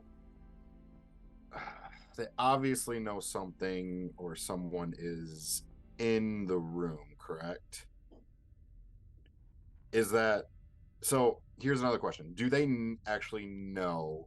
Like, are we able to kind of go on about the ship, or do we have to stay in our housing area? I mean, you can go wherever you want on the heighliner. It's perfectly safe.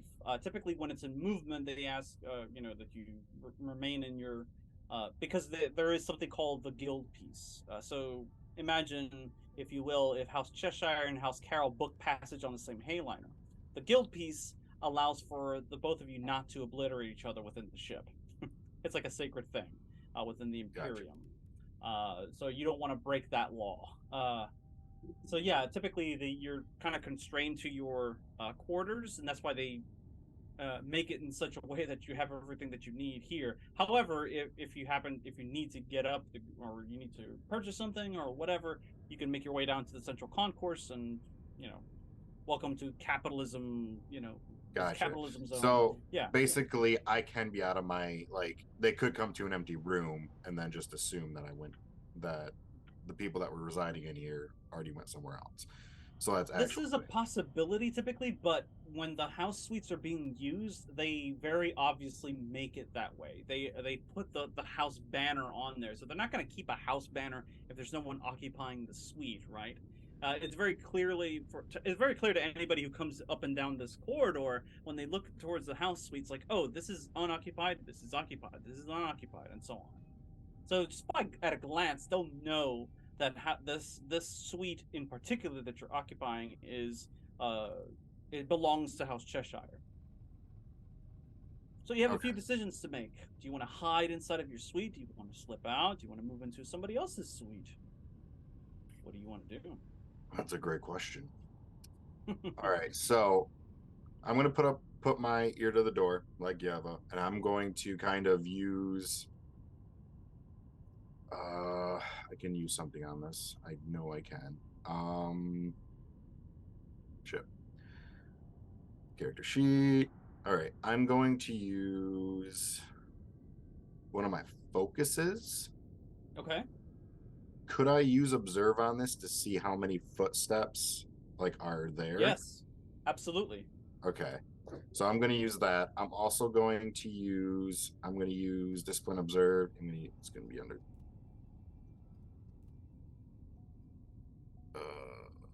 succeed at 2 and you get what you need. Okay. I'm going to use justice because this is how many dice. We're in 2. Focus, yes. Boom. 2 successes. 2 successes. There it is. There we go. Okay, you put your ear to the door, and you've been trained to listen to footfalls and kind of figure out how many people you hear out in the hallway or whatever. There's about 6 armed people moving about in that hallway at one time. They're a unit.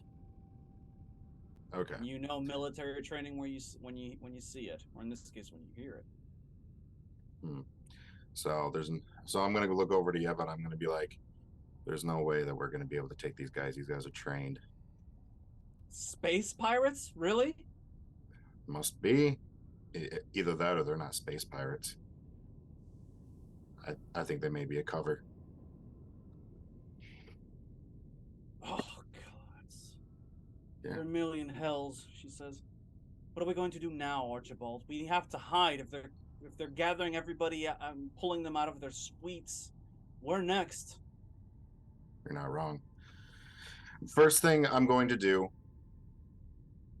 don't draw too much attention. Is there any alcohol in the room? Oh, absolutely. Ooh, okay. So I'm also I'm gonna see, is it just those 6 soldiers in this premise right here? From what you can tell, yeah, there's about six of these pirates moving up and down the corridor, and they're opening systematically, moving as a unit and opening the doors, getting people out, moving them out, going back in, and so on. Okay, so they're all coming into the room at once. Not all of them. Some of them stay in the hallway, and usually you figure if there's 6, there's maybe about 2 or 3 that go in, retrieve, and then they move as a unit back to the central concourse, go back again as a unit. They're right down the hall. You hear the suite next door, they're just opening, and even if you know that the suite next to you is unoccupied, they're opening it anyway and they're checking. All right. What I'm going to do is I'm going to use one of my abilities called Ransack. Basically, when you attempt an understand test to search the area, I give you 2 threat to reduce the difficulty, and what I'm specifically looking for is I want a way out of my suite. So okay. Perfect. So basically I want to be like, hey, I want to go to another suite they've already searched. Okay. Or give me a understand check. Difficulty, you said it gets reduced by 1? It gets reduced. You may add 2 threat to it and gets reduced the difficulty of the test by 1. Okay. So what normally would be difficulty 4 is now difficult. Well, yeah, because you're doing it in a hurry. Difficulty 4 will be now difficulty 3. You have 5 momentum if you want to spend any of it to. I'm going to use some momentum on this. I'm also going to see. No, most of the security would probably be in the military storage. You would know that. Okay. Where exactly is my suite compared? Is it on the sides to where the commoner suites are? You know? It's the same. Yeah. Do you see the map?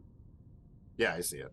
Well, yes, but I'm assuming that the map has different. Okay, so these are zones. Yeah, so these just consider these a very sort of abstract zones. These are house suites. Yeah. And if you wanted, you see those lines that go between the house suites and the commoner suites. That indicates that there is a connection point there, which means that you can move from one to the other. You can't, for instance, go straight from the house suites to the central concourse. Gotcha. Okay.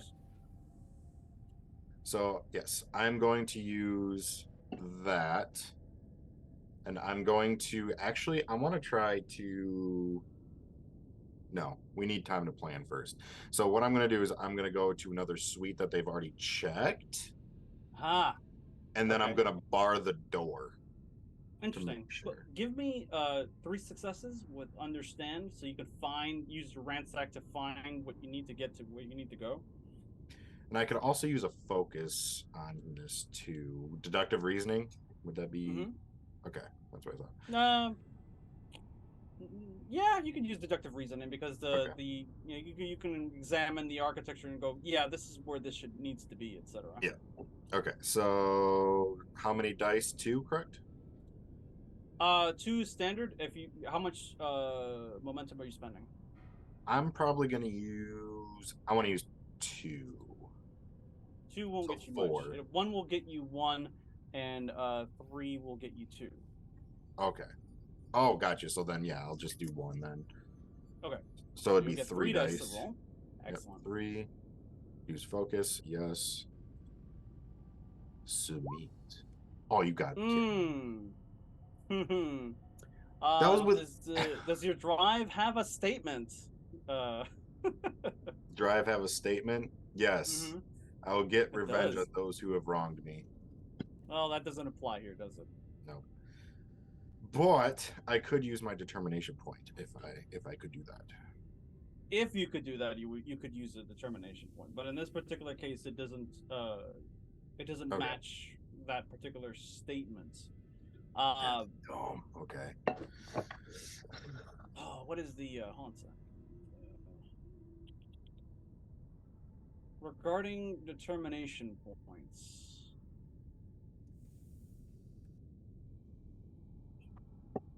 Challenging your drive. If the statement for the drive being used does not contradict the action of the test, you can proceed. Otherwise, if the statement of the drive being used contradicts the action of the skill test, a challenge has occurred. Game Master can offer the character a determination point. If the player refuses the determination point, they fail the skill test with no further consequences. If the player accepts the determination point, they must challenge or comply with their drive statement. In both cases, they use the chosen drive and make the skill test as normal, but afterwards, if you complied, you receive a complication, and if you challenge it, you have to put a line through that drive statement and change it to recover the use of that drive. You follow me so far? So basically, in order to use it, I'd have to change the drive, correct? You have to challenge it, right. So in other words, revenge would have to take a back seat if you were to use this determination points for your own personal survival, or perhaps the survival of your lovely wife or your heir. Good point.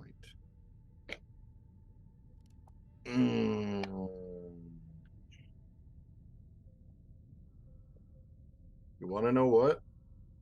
Yeah. I feel like getting captured. You are that dedicated to revenge. Oh no, you're ransacking the room, and Yeva's like, "What are you doing?" Actually, I'm going to rebuttal that statement. You're right. Like, I'll do the determination if it's not too late. I mean, getting captured isn't so bad. Yeah, but not in this situation. But if you want to spend a determination point, I'm not going to say no. But that's also my. That'll give you 3 successes. Yeah, that's also giving like. Looking for. That's also giving up my That's metagaming. I shouldn't be doing that. Anyways, go on. It's not. I mean, if your character legitimately is changing because of situations like this, that's fine. But if you want to be captured, that's cool too. I'll have fun either way. Okay. You ransack the shit out of this room, and you're like, "There's got to be a connecting tissue between these suites, which means we can use that to get from point A to point B." And Yeva's just like, "What are you doing?" And just then you discover the framing on the wall, and you're like, You found it, but you can't get into it. And you're like, oh shit, I don't have the fucking tools. Just then the door slides open, and about 3 bulky looking mercenaries step through with las guns at the ready, and they aim in at you. And Yeva, surrender the weapon, or we'll cut you in pieces. And that's where we'll stop. We'll go on break. We'll return in just 10 more minutes. Time is now 12:47 p.m. Eastern Time. We shall return at 12:57 p.m. Eastern Standard Time.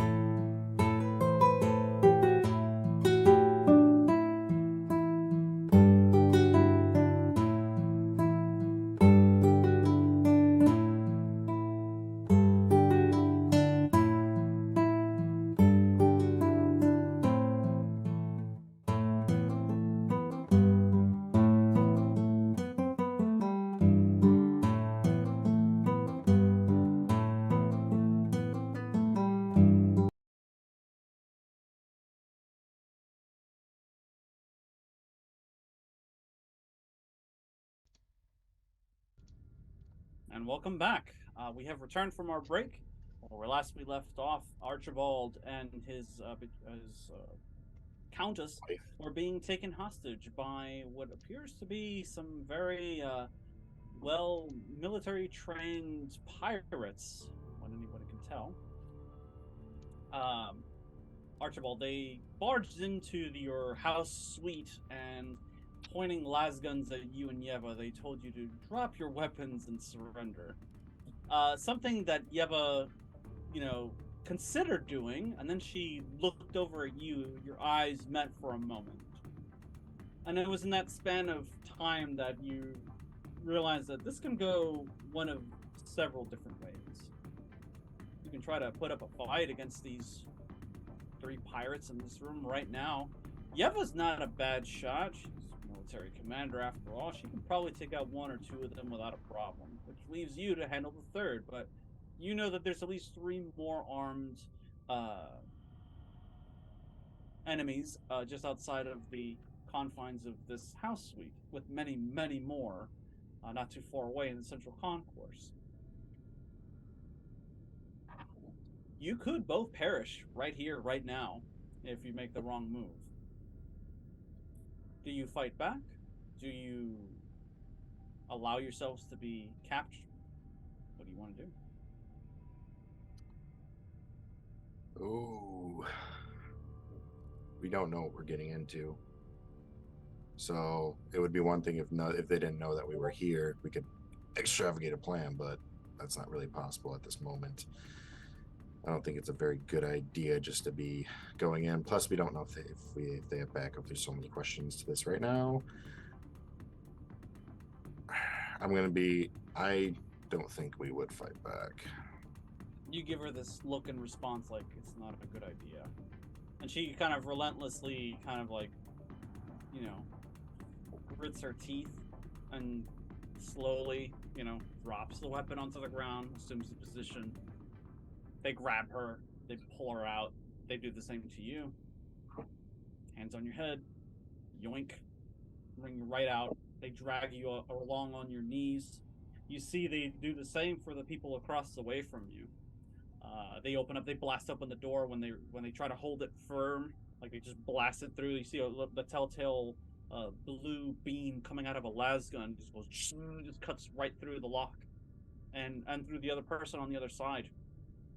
There's a stark smell of ozone in the air when this happens. Door slides open. They bring the person out by their heels and drag them with cauterized wounds all the way down to the central concourse. So you move from here to here with your escort. You see another 2 groups here in the area where a lot of the houses store their military equipment for transport from one world to the other. They move you swiftly into the central concourse itself, and then they basically come up behind you and force you onto your knees. The typical position for any hostage to be placed in, this subjugative position. When you moved inside the central concourse, you notice a lot of people here, actually. Of note, though, are 2 seemingly commanders or people in charge of this little operation. One of them is a woman, and she seems to have some tech headgear that probably belongs to the guild, that are used for scanning bulkheads and seeing behind said bulkheads for any obstructions or anything like that. See another guy down here who is a cyborg, unapologetically so. He has bits of him that are gone forever and that have been replaced with pieces of technology that some may consider heretical. And then you see, there's a lot of people here, from the common suites to the house suites, even merchants. There are Chome representatives here that are being held captive. And their little, gray and red uniforms are just kind of heads on their heads and so on. And they're just kind of lining everybody up, and they're just sort of walking a perimeter around you. So they kind of like bunch everybody up together in the center of the concourse, and then they sort of walk around you and keep an eye on you with their weapons at the ready. You notice one guy though whose hat looks really familiar to you. It's a very unusual looking headdress. Like there's bones on it and shit. And he's just kind of there like this, and he's got like a weird scarf around his neck. You feel like you've seen this guy before. There's just something familiar about him. But he's a couple rows away from you, outside of earshot. Could I do like an observe on it to really zero in? Yeah. Easy check. Okay. Jesus Christ. I need to stop closing out my freaking character sheet. You're alright, no worries. Freaking roll, I swear to God. 2 is typically the threshold. But I'm gonna say for you it's gonna be 1. You'll see why. Okay.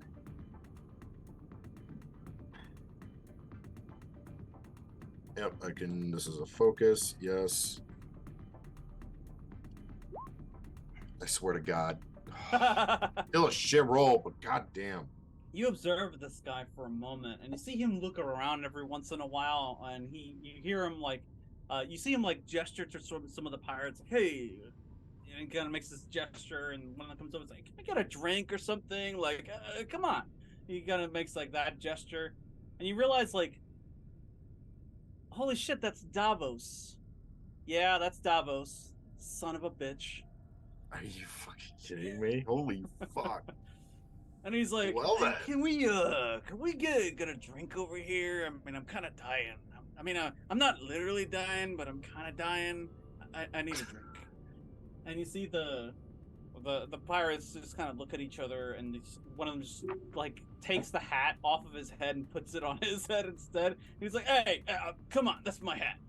Don't do me like that. It's a hat. As a fellow pirate, hey, he like rolls up his sleeve, shows him like his tattoos and stuff. Like, hey, come on, don't screw me out of my hat, guys. Come on. And they start to walk away from him, like just kind of laughing at him. He looks around and he's like, oh shit, fuck out of luck here. You see Yiva like looks to you and is like, do you know this fool? She seems to notice that you obviously have taken an interest in this guy. Unfortunately, yes. Does he have any use? Yeah, well. Can't trust him more than we can throw him, to be honest with you. Oh, gods, they're going to sell us to some slaver group somewhere, aren't they? But if there's someone we can talk to, it's him. You know, as much as anybody, the only way these people could have taken control of a heighliner like this, number 1, sabotage the faster than light drive, which, yeah, instantly, bring it to a halt. The other way to stop a heighliner is to take control of the navigator, which is on the other side of the ship. 12 miles long, remember? Yep. That's gonna be a long proceed? fucking track, bro. So navigator chambers, fuck. I'm captured. I have a ton of freaking people around me. I am in shit city right now. Oh.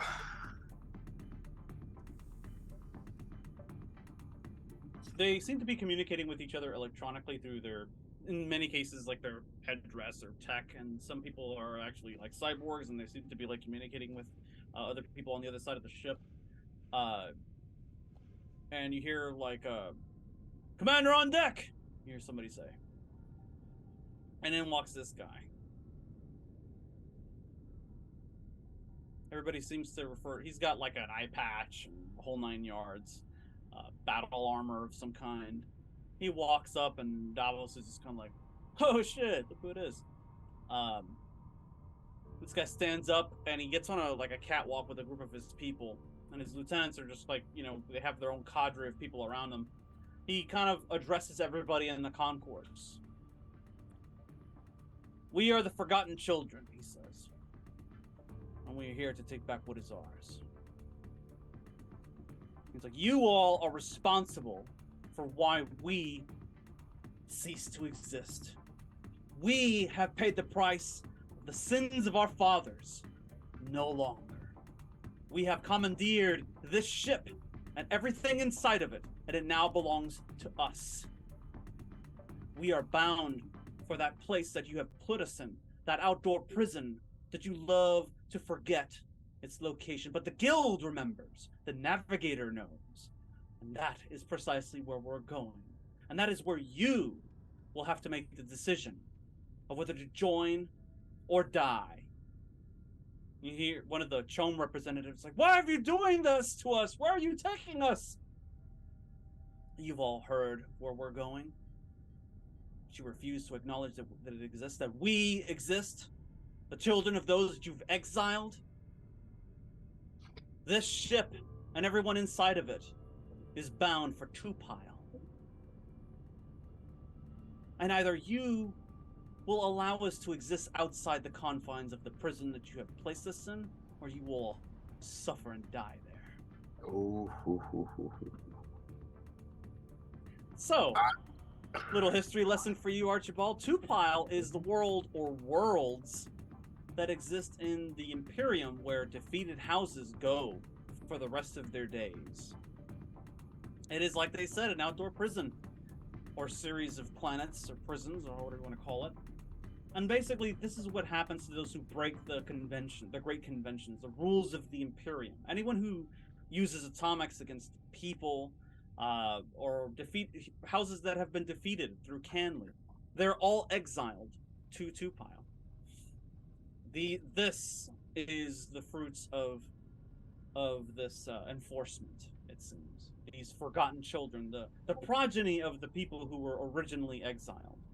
They seem to have gotten control of a heighliner, and they, from what they're telling you, from what their leader is telling everyone here, they're going to bring everybody there to live the rest of their lives as part of their union, or of course, you will be destroyed. Oh, this is going to be very risky, but I'm going to pop up and I'm going to say, "You're right. You are forgotten, but I haven't." Roll deceit, by which I mean communication. Deceit? Why deceit? I truly agree with that. No, you do not. Whatever. Do you? I do. I have deceit in this, so it is a great thing I let me stop you right there. Okay. If you publicly side with people from Tupile and in this endeavor somehow, you're throwing your lot in with people with defeated houses and criminals who have broken the Imperial law. Oh, you're 100% correct. Yeah. Okay. Never mind. I'm not going to do that. I'm going to step away. I'm sorry. I didn't understand that. Thank you for telling me. I just wanted to put that out there. No. You hard commit to this. This is what you're committing to. Okay. Yeva, you hand up and Yeva puts her hand on your shoulders. What do you think you're doing? These people are mad. They're gonna kill us unless we do something. Get out of here.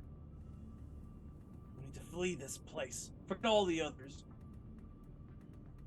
Yeah. Board a vessel. Get as far away as we can from here. Or if we can liberate, if we can somehow get inside the navigator's chambers, we can change course and get out of here and get help.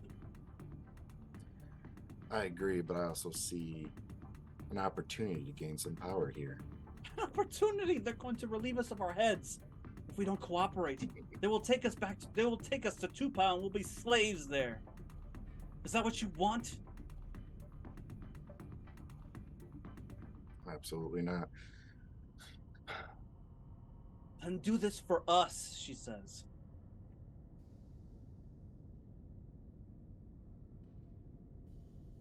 Do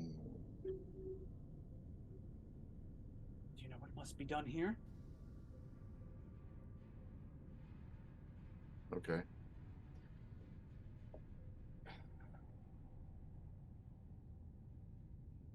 She looks around. She's like, we need a distraction to move away. To move quietly where we need to go. There's a lot of people here. I agree. There's also to happen, we want to be able to slip away. I agree. We need a distraction. Just what is it, though? What are you proposing?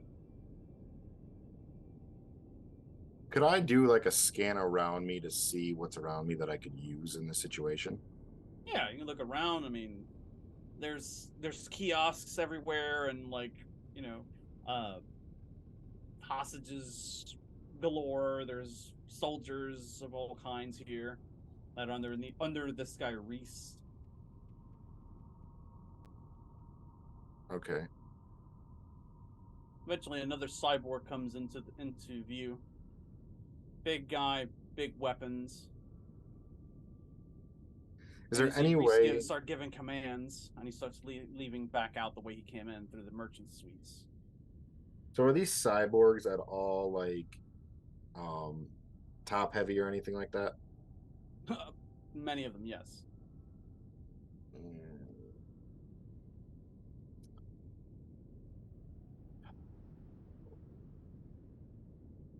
I don't feel like that's going to be a big enough distraction. Fine. I'll let you stew on that for a moment. I'll switch back to our folks back on Arrakis. Eloise and Pardot Reed. You've been given a somewhat of an onerous task. First, to of course facilitate the transfer of the spice bribe to the guild, but then also to deal with the Harkonnens, who, from what Alexei Gim is saying, want to use the premises of the palace in Arrakeen because it's right over there.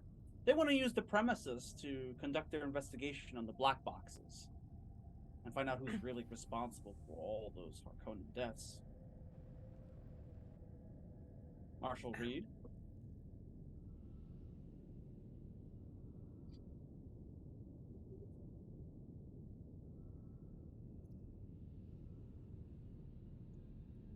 I feel like I need to keep an eye on Alexei to make sure that he doesn't stumble into what actually happened.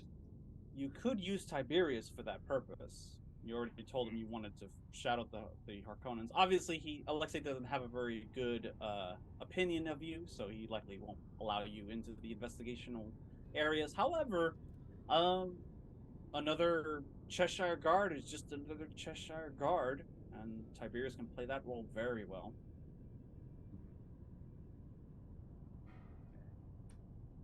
And before we all go to deliver the spice bribe, I'd like to tell Tiberius about the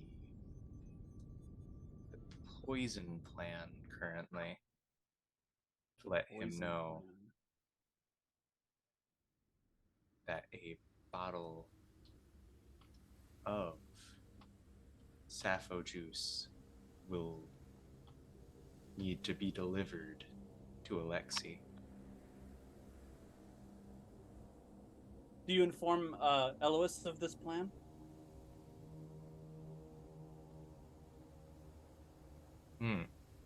For now, I'm going to preserve plausible deniability at this exact moment. Okay.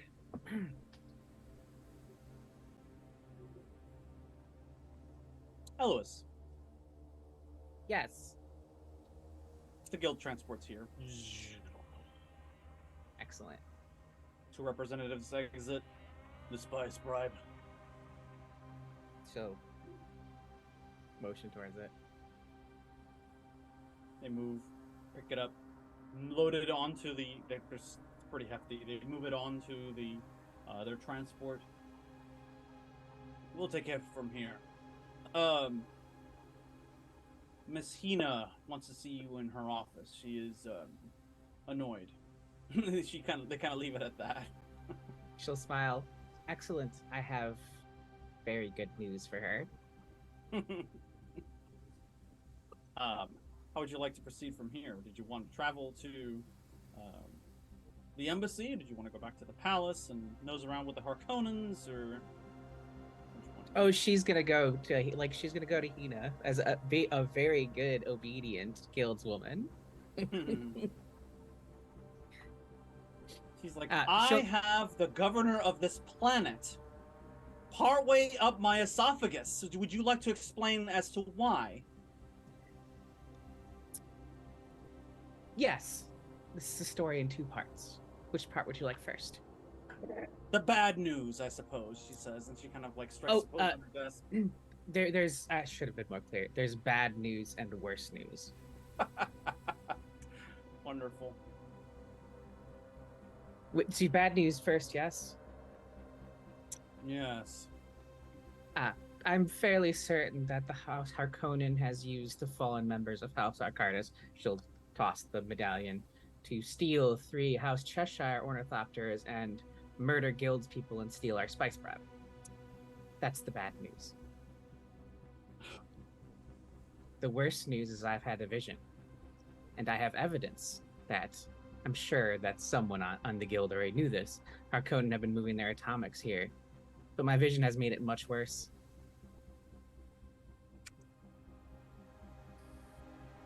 Do And- tell. She'll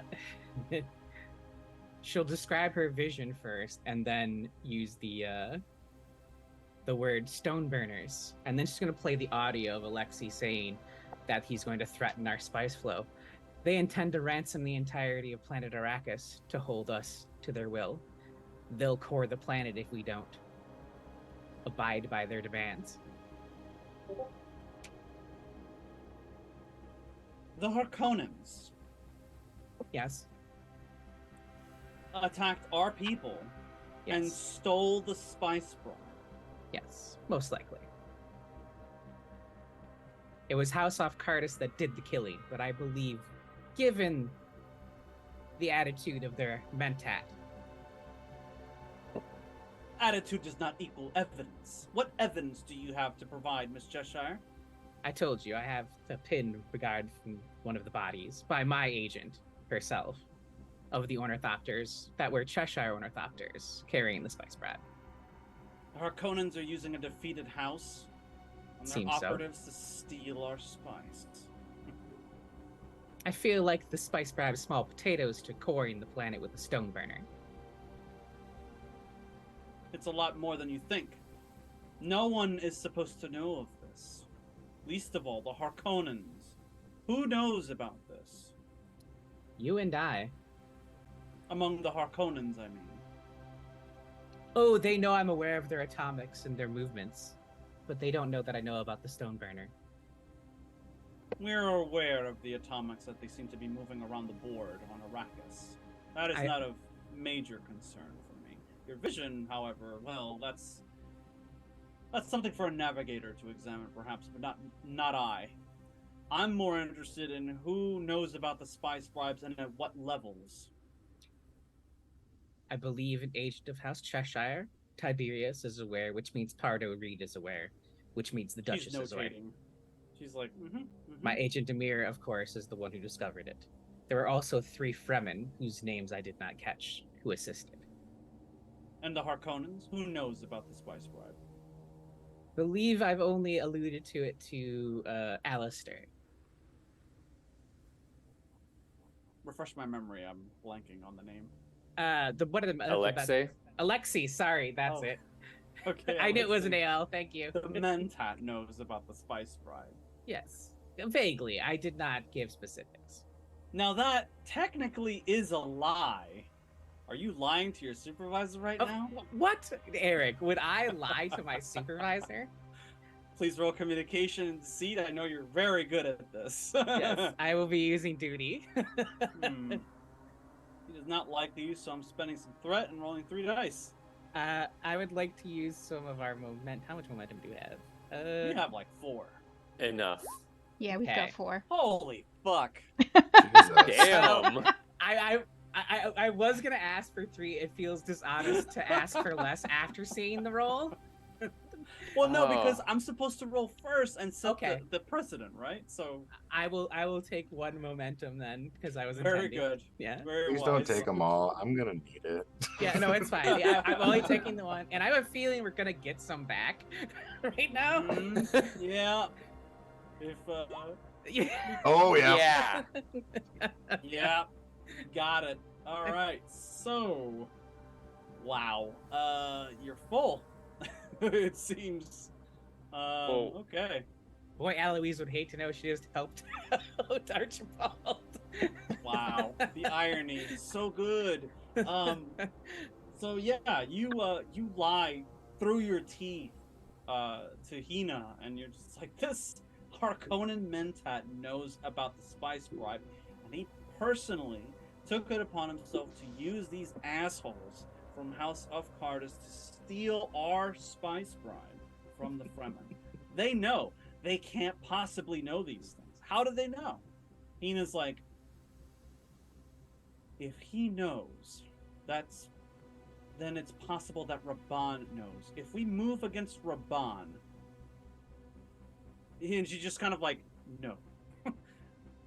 Eliminate the Mentat and any underneath him who know of the spice bribe. The bodies must not be found. Do you understand? No evidence, no trace of the spice bribe. If this information gets out, it could be bad, not just for the Fremen, but for us as well.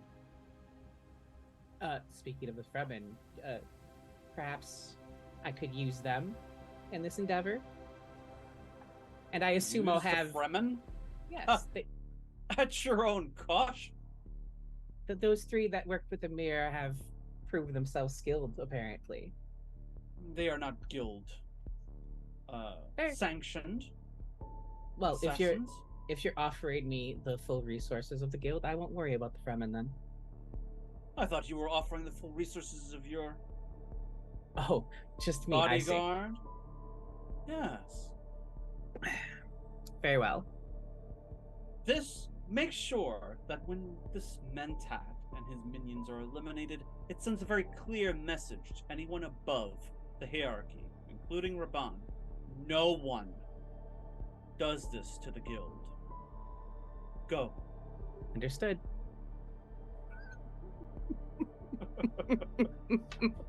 Where do you go from here, Silver Tongue? Amir is taking the Fremen back, right? Yeah. Okay. Oh shit. Who's who is around currently? Because Daphne's where I absolutely don't want to go. Daphne's in Carthag. Pardot's in Arakeen or thereabouts. So he's probably the closest contact you have. Okay, I'll make my way to Pardot Reed then while I wait for Amir to return. Very good. What do? You pick him up and take him to the palace, or where do you go elsewhere?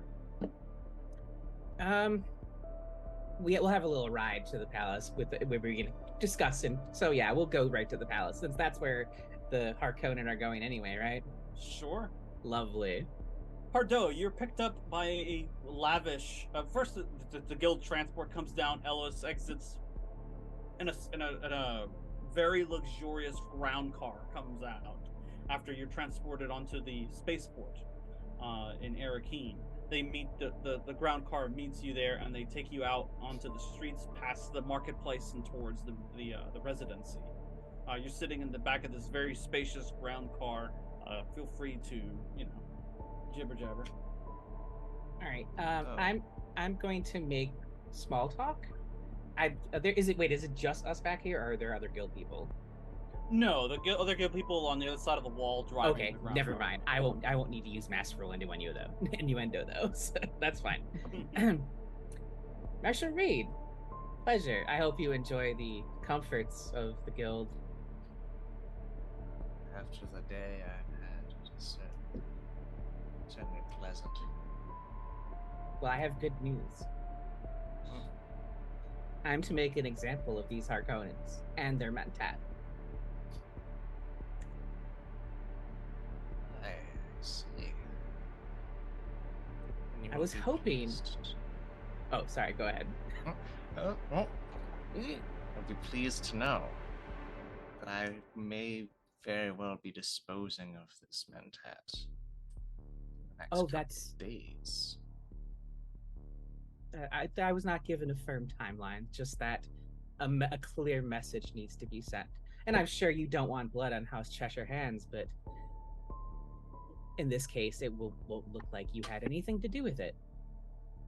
All I need to do is make sure that those above this idiot Mentat of the Harkonnens know the guild is never to be crossed.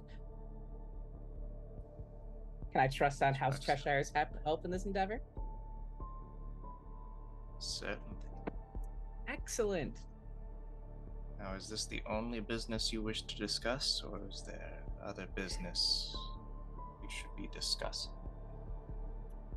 My visions? Or do you have something else?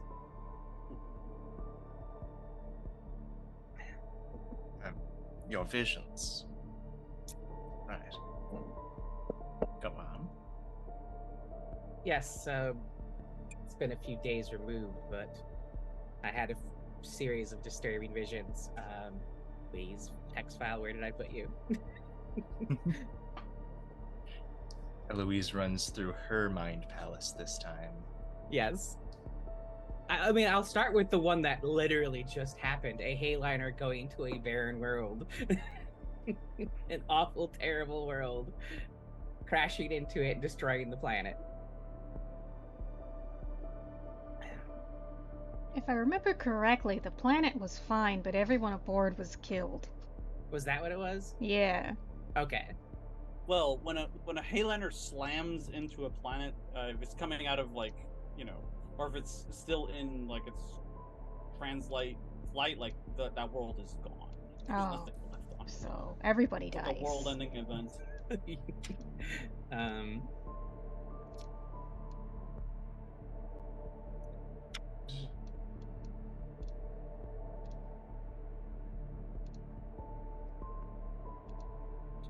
Incredibly, if this planet is not full of lush jungles or covered in large deserts, it is not of my concern. I wish you the best of luck regarding that.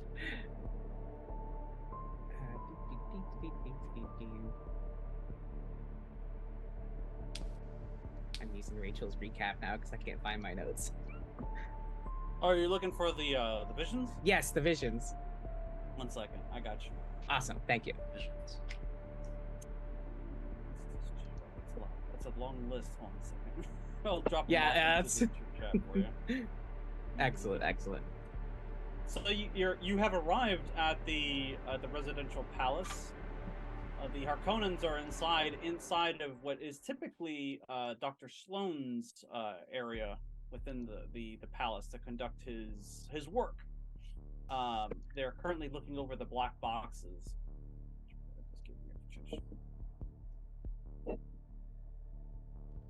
Okay. So I will 100% tell Pardot about the massive battle in Arakeen between 3 different houses.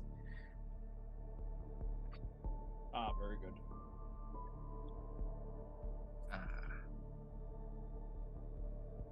This is of my concern, most definitely.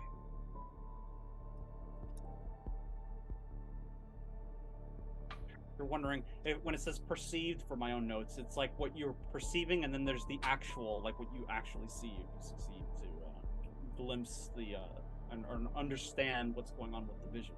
That's something that you've been actually wondering about yourself. Is that there's a whole lot of because of the nexuses on Arrakis, not everything is entirely clear. But if you put everything, if you strain all of these visions through the right kind of filter, like that of a Mentat's brain, you might be able to get the more information that you would normally be afforded because of these visions.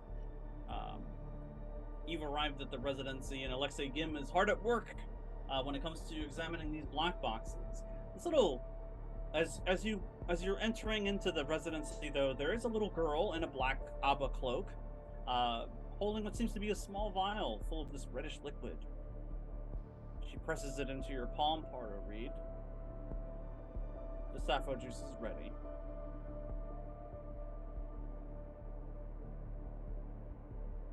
Now, who will deliver this instrument of death to the Mentat? Oh, I was thinking it was going to be her pretending to be a little girl. Oh, okay. That's the reason why she would have the the scariest little girl on Earth. Oh, no, Why? pretending to be a normal little girl. I was imagining Pardot would do it, like, because he's played dumb so successfully. Hey man, you gave me saffron juice, I just wanted to repay you. Yeah, but my plan involves Valanda having a little sappho still on her lips so that it looks safe. You have an innocent little child giving him the juice. Oh. And a little child happened to taste it because curious little child. Little The Harkonnens, safety net in there. The Harkonnens wouldn't let somebody of her stature or station inside of a soup doctor's operating room for any reason. Okay. As long as it's visible when she hands it off to Pardot that she's still got a little something on her lips. Sure. At least visible So who's to it gonna a be? mentat.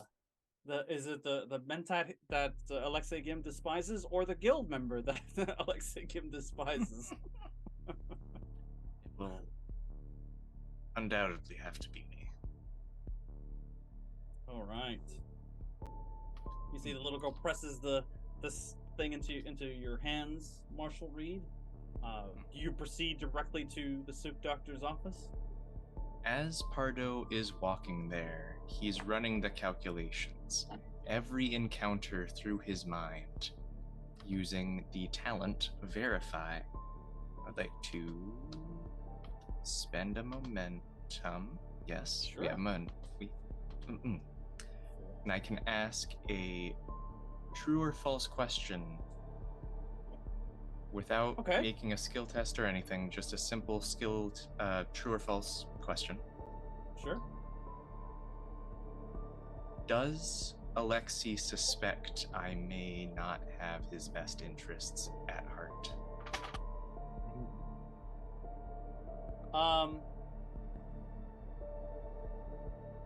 Hard to say because he bought the whole thing that you're inept. No. He does not feel that you are a threat to him. Excellent. Then the plan has gone swimming. There's no possible way this could have failed. So Pardot goes up to the office door and very gently tap, tap, tap. The Harkonnen guards there are just like, oh, it's you. You go in. Master Gim, I'm sorry for the interruption. What do you want, fool? There's the House Mentat wants to see you, the Marshal. Oh, that fool? Yeah, send him in. He amuses me. Right away, sir. Steps aside. We'll see you now. Pardot waddles into the office, just exaggerating it ever so slightly. Exaggerated slow movement. You there! Yes, you! Yes. You stooge, what do you want? I would like to apologize for... Well, out with it. Earlier. I would like to return the sappho juice. While I may not have much use for it, you may have better use for it during the investigation. His eyes roll into the back of his head for a second as he runs a calculation. He's like, oh. Yes. I seem to have forgotten that. Where has this been? Has this been on your person this entire time? Yes, I've been keeping it safe right here. He recites like the litany of the sappho juice, and it's like, oh, my mind and my body, one, and then like he unstoppers the violence, like, well, I don't need you here. Of course. Yes. And Pardot reverse waddles out of the room. You look over your shoulder at the last moment as he takes a swig of the sappho juice and unstoppers it, and he starts like, what happened? What is this mechanism here? Now, I have to ask, Norma, what kind of poison is this? It's residual. Oh, good. So he's gonna feel like shit in about 8 to 12 hours by the time he probably starts to figure things out, and he's gonna not know why. And I would hope that Belanda or somebody can secret into his room the recording that I mentioned to you. Oh, yes. Roll for Belanda. She's gonna have to get past the Harkonnen guards. Not too difficult, just two successes. This is gonna be a move. Let me get her sheet up. Alright, and she has a trait of quiet, so that might help a little. Alright, would I be able to roll this as discipline instead, as discipline in keeping herself quiet and out of the way, unobtrusively sneaking in? Yeah. Okay. This would be discipline versus discipline then. Okay. This is part of her duty. Best of 3. No focus. 2. 2 successes it is. Very well done. Yes. Okay. You actually get a... Oh. Alright, so she manages to get the recording into the room. 1 second. Before Alexei Gim makes it there. 1 second.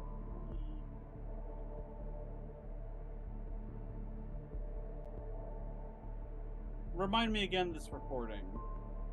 It's going to sound like De Vries, but it's already scrambled, so it doesn't sound like De Vries. So he's going to have to go through that process of decrypting it to be able to think, yes, that is totally De Vries. It's his method. It's his voice. This has got to be him. Oh, shit. Okay, so yeah, you're literally framing Hyder Mentat versus Mentat. Very interesting. Okay. So yeah, he goes about his business afterwards. And then I'll just say, like, you know, there's that scene where he's like walking down the hallway and he's like checking his things. He's like, what the hell is this? And he uncovers the recording in his room, like, this wasn't here before. What the fuck are we listening to it? What does he hear? By now you have come to realize you aren't feeling well, are you? Wiping sweat from his sides. You are now my puppet, just like so many others. You'll receive instructions in the near future. Here's a temporary stopgap for your symptoms. Enjoy my strings. What do you leave him as the antidote? Oh, I just give him about a week's supply to be able to survive. And not even a week, like 2-3 days. By changing the voice, he would be able to notice or recognize De Vries as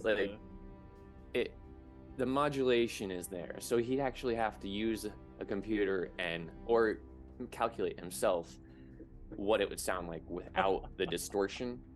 So without the distortion, it sounds like De Vries. Yeah.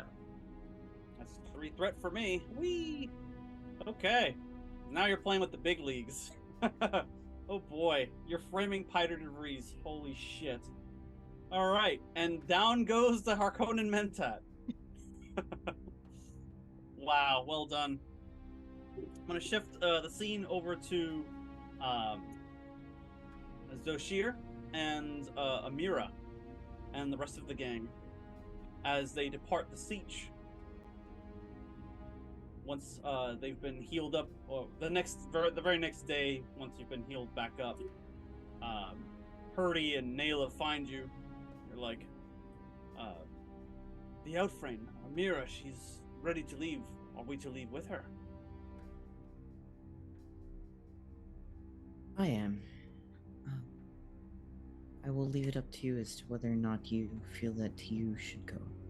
They look at each other. We're in this together. You see, Purdy's just like, are we going to live in that big, terrible palace? I don't know. We'll have to find out. You board the Ornithopter, but goes, takes off to Arakeen. You'll get there within the rest of the evening. As the Ornithopter lands, Amira gets out, heads over to Eloise's chambers to report back. My love, I bring the Fremen here. The ones you spoke about.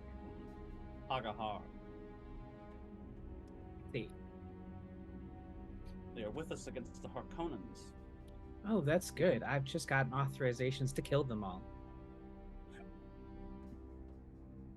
We could use them. Of course. We do need to send a message with the Mentat, though. I was thinking maybe stuff his mouth with some melange from the spice bribe. Well, my 10% extra I got. Do you want him alive or dead? She pulls a blade from the folds of her robe. My orders were dead, I'm afraid. It will be done.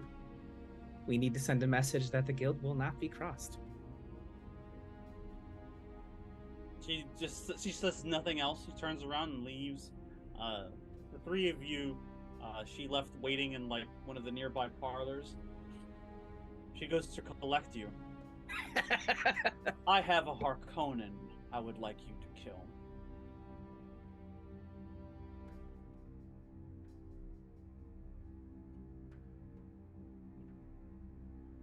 Wait, what was that to Zoshir?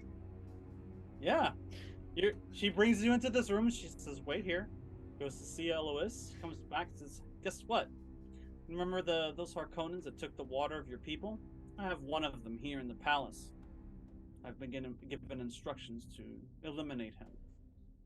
I would like you to assist. This isn't a setup, is it? No. This is vengeance.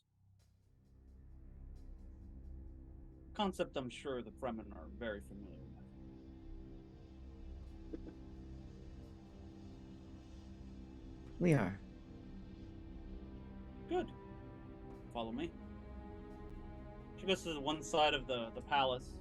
She gets on like a comm. It's built into the wall. There seems to be a disturbance on the other side of the courtyard. More intruders, perhaps. Send the Harkonnen troopers to secure the area. Like, there's sounds of booted feet heading in that direction. And this little Mentat's head peeks out from his the doorway. What's going on here? Where are you going, fools? Damn them. Goes back into his quarters. Shabira brings you up and uses a bypass on the palm lock for his room. He's all yours. When you're finished with him, I'll take care of the body and make sure no one finds it. The door opens, and this surprised little Mentat looks out at three Fremen with blades in their hands. How do you proceed? If I may say so, I would have preferred to have my scarf over my face and my hood up when certainly. the door, like before the door was open. Yeah, that's fine. Here, for effect. Purdy's just got like these murder eyes on the Mentat.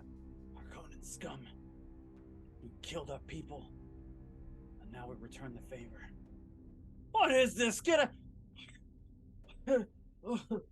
He starts panting. He can't move very well. Oh, he drops to one knee. Please, mercy, mercy. I think you'll find that mercy will be found in our blades. And Zoshir draws the Chris knife and just takes it gently across his throat.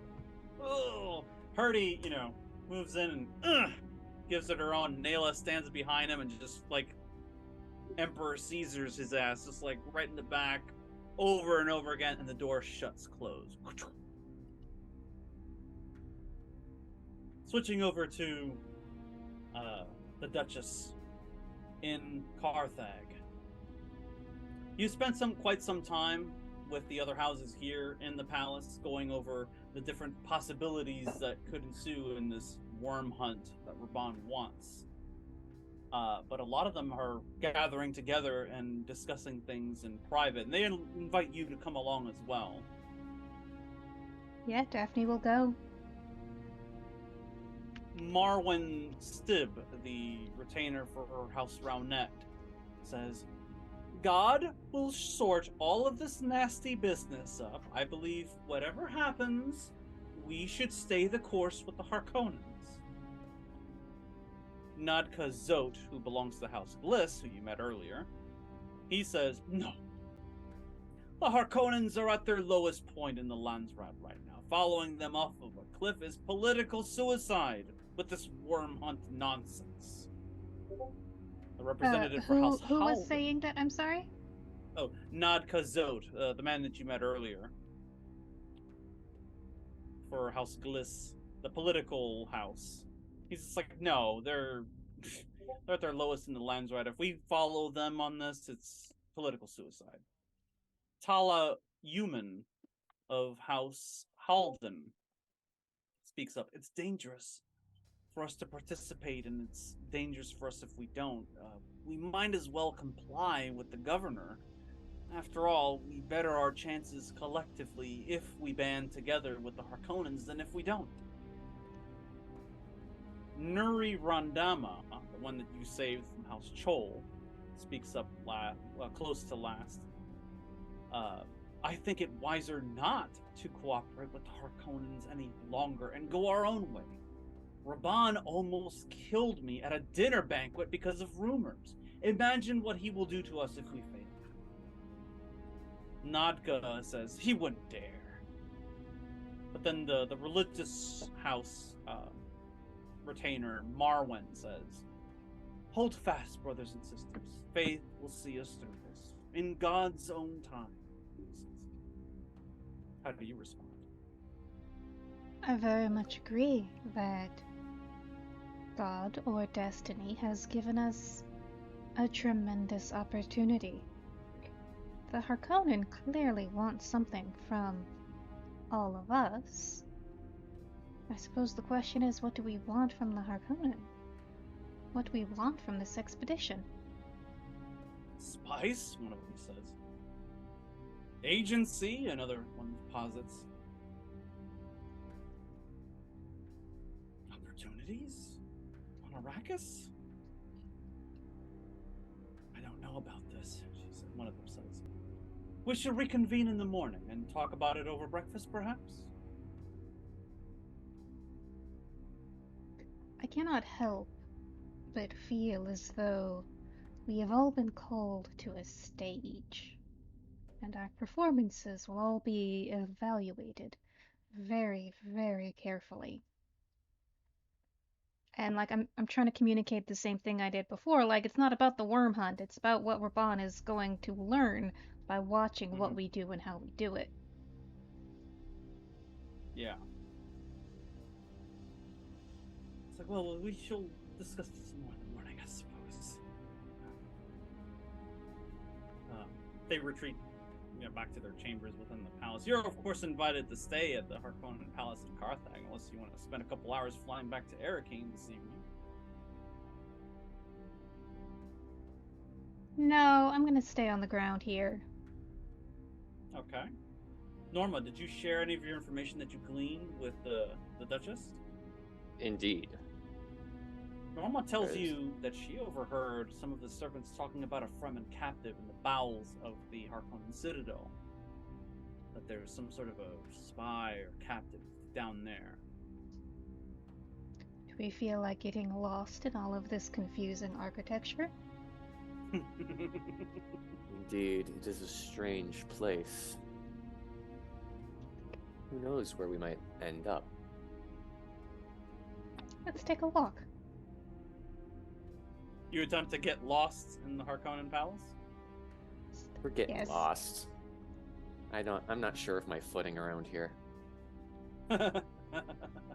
Okay.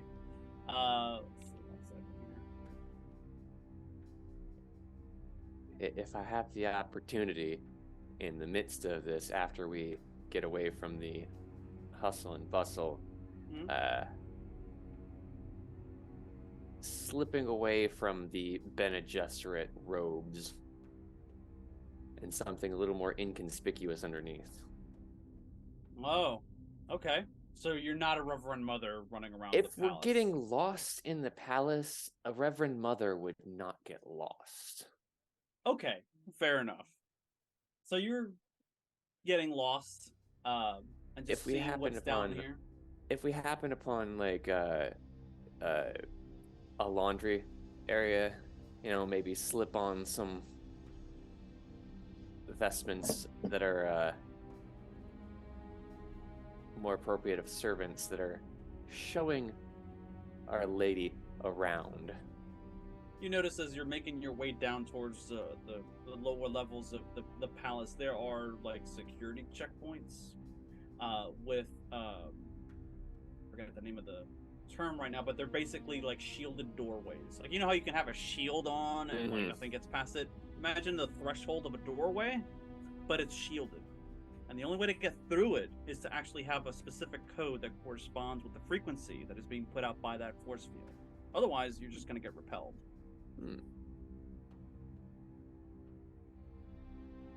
How did you proceed? Lady Daphne, perhaps we shall wait for someone to pass through with the appropriate information. And we might glean it off of them as they too get lost in the hustle and bustle. Are these passages for guards or for servants? Guards mainly. How do Are the there servants' passages? How do the servants gain access?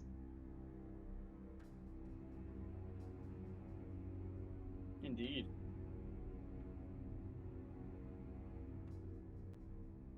That might be a more efficient route.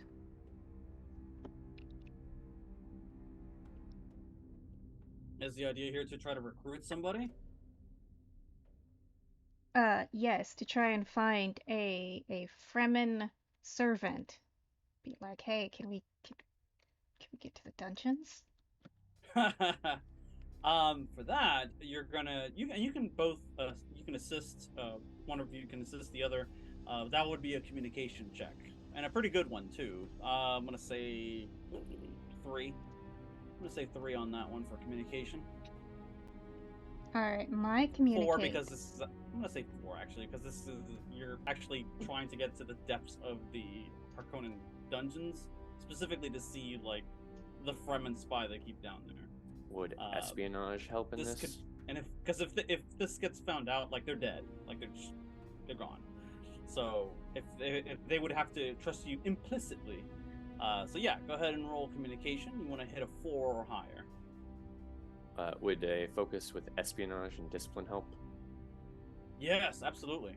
All right, then I will assist you. All right, so then I will run it as that. And so I roll 1d20. Yeah, you would roll 1 under your communication skill. All right. I'm sorry, Norma. I Rob can't tell. is good. So she's not too much help to you. Then but you know, Norma. I fell asleep during at a Gesserit finishing school when we talked about the missionary protective and how to use it when you need it. No curses. But All right. we have 6 momentum. I was That's gonna 6 say momentum. I can burn either 1 or 3, and if this fails, I still have an alternate route of making this work. Okay. So, what do you think? Have it. Should I burn 1 or 3 for 2 dice or 1? 3 dice? I would burn 3 if I were you. 3. Okay. All right. So then it'll be the best of 4. Okay. And I get to roll 5 Let's see it. with focus. Let's see if you can start. Oh, fuck! Wow, Jesus Oh, Christ. jeez. Why Yeah. can't I have those freaking rolls? This I would have made, gone very I made, differently two, for I me. made 2 of those momentum back. Yeah. That's a Yeah, nat you 1 do. on that one too. Fuck. Wow, that is incredible. Okay, so Go, you talk to one of the guards, one of the servants that you saw earlier, sort of gossiping.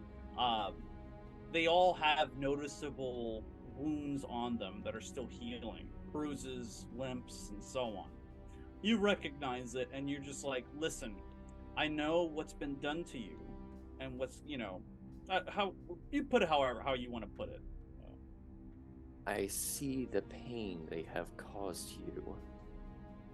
I understand that this is not unusual. We are in search of something, and with your assistance, we might relieve you of that pain on a permanent basis and rehome you to a nicer locale. You could do that? You could do that for me? And she If looks you to can Daphne, do this like, for "Oh, us. Get you to the bottom levels? Of course, yes. Follow me. Please don't tell anyone I did this. Did They would what? surely kill me. Follow me. Like, leads you down a twisting set of corridors. You see that there's like a dead end, but there's like a panel in the wall that when she opens it up, it almost looks like a dumb waiter. And she gets in. It's a large enough one that all three of you can fit in it, somewhat uncomfortably. But there's like a pulley winch kind of system thing going on here. You get inside, and it's dark in here. She starts lowering the thing all the way down. Finally, when it stops, she turns around and feels along the wall, and like this panel slides open. And she kind of you have to crouch to get out. But she brings like her tray with her and stuff like that, and you're in the Harkonnen dungeons in Carthag. And it's just like the worst things you can imagine are here. Like there's blood and feces on the floor in one of the cells, and there's like decayed dead people in different positions of torture, and so it's just like the vilest shit you can imagine. And she leads you like with blinders on. She just kind of leads you through to the end where there's some guy with swarthy skin, a large beard and hair, like chained up to the wall. It's just like, here, this is the one. This is the Fremen they caught. I have to leave here. If I get caught here, they'll kill us all. I give the person a location to meet us at later on. Thank you so much. Oh, please, let this be real. She leaves. You know how to get back out now. And you see the Fremen that's hung up on the wall. There's very obviously been tortured. He looks emaciated, like he's just a mess. Who are you? He says, and he kind of lifts his eyes a bit. See his blue within blue eyes. He's definitely a Fremen.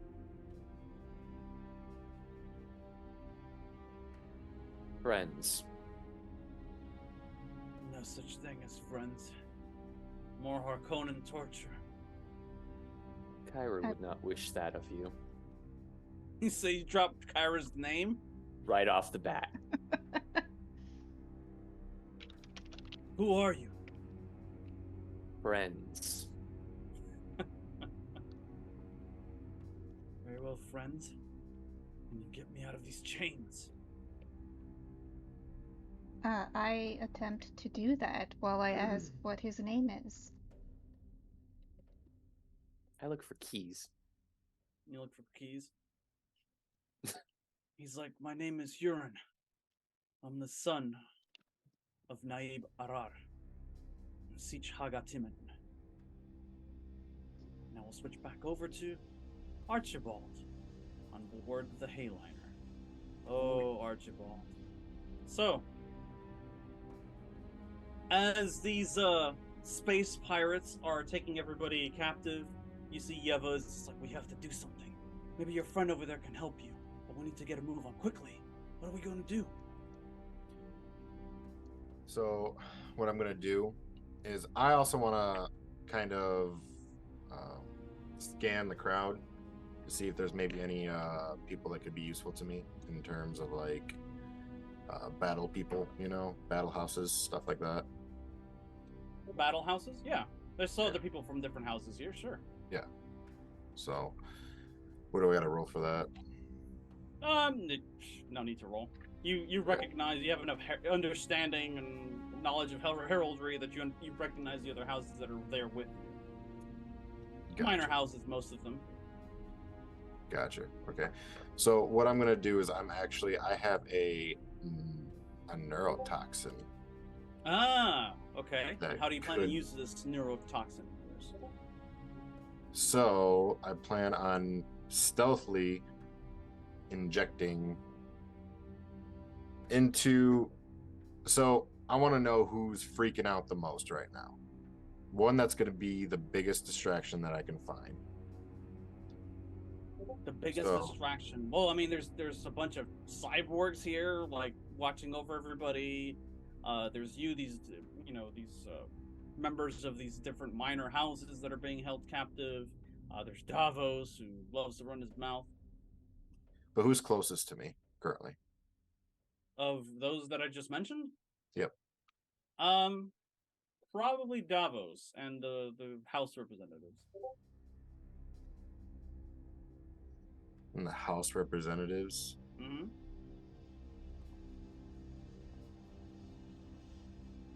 Obviously, the House representatives would be the one that would be scared and kind of like on edge. So I'm going to administer this into the House representatives, and I want to make a distraction. I'm going. Okay. This. You want to poison one of them? Correct. And I'm Wow. going, and I want to make sure that it's as painful as possible. Oh, fuck. Okay. How do you introduce the neurotoxin out of curiosity? You just like put it on like your glove and be like, "Hey, buddy, what's going on?" Put it in a drink. No, I honestly want to do it as inconspicuous as possible. So probably like you said, on your glove, and then just rub it on. And I want so it also get contact with the skin, and his skin will kind of bubble up, stuff like that. Oh, jeez. All right, so you make contact with some random retainer of a house, and he's just like, "Oh, get off of me!" And you're like, "Oh, sorry, I just, somebody pushed me." And then, like, moments later, they're just like, "Oh, my face was filled with my face!" Ah! Like, they double over in pain. They're starting to get boils and shit on their face. The pirates, like, "Hey, you! What's going on?" And they start moving over. They start grabbing him and, like, pulling him apart from everybody else. And the other house retainers is like, "What's wrong with him? Something's wrong. He wasn't like that before." And they're like, they're clearly distracted. What do you want to do? Okay, well, I'm going to take this time to leave. And since my freaking rolls have been absolute dog turds today, we are going to spend 3 momentum. You're going to spend 3 momentum. All right, how are you planning on moving? Are you just like straight up running? No, so what I'm going to do is actually going to... We're going to go... So before we do it, once I do it, I'm going to go to the back of the group, and I'm going to find a little alcove, like a little like alleyway in the ship. Mm-hmm. So that way I can just back up, blend in, and then I'm going to hit my dampener, my portable dampener that cuts all the quiet. Oh, to just make it so like you don't make any noise while you're Correct. moving around. Yes. Okay. Give me a movement check. Oh, you gotta be fucking kidding me! I got a 4. Yeah, in this. no. Got a 4 in this. It's gonna be rough. All right, so I'm spending 3 momentum. Okay. Which gives You're rolling me 4 dice. 4 dice. For a movement check. Yeah. Do I get 4 more for the? So 4. You get no. So you roll. You always roll 2, but when you bought when you spent the 3 momentum, you got another 2 dice. So you're rolling 4 dice total, and you're rolling on your move. Please, Lord. If not, I'm gonna spend I am gonna spend a determination point. Okay, go ahead and roll. Oh yes, 4 successes. Hey, 4 successes. That's pretty. But you have a consequence, unless you want to pay me off with 2 threat. I'm paying you off 2 threat. All right, I love bribes. Okay, so no complications. You're quiet as a mouse. You use this opportunity to move away. Where do you want to move to on the map? Because now you have successfully moved subtly, which means you can move and then take another turn, or give Yeva the opportunity to move if you wanted to do so. You have connecting tissue here between the central concourse and the commercial storage, or to the merchant suites. All right, I'm going to wait for Yeva. I'm gonna need her. Okay. Which way are you going? Oh, well, my back's against the military storage, correct? Relatively speaking, you're in the center of the concourse, so Oh, so I am in you the center. came from that area, from the military storage. Is that where you're trying to go back to, or are you trying to go to the other side of the ship? Okay, so I would actually like to go to the. Where is the least amount of guards currently right now? You don't know. You don't That's know. part of the fun. It's the nice. whole exploration thing. Okay, so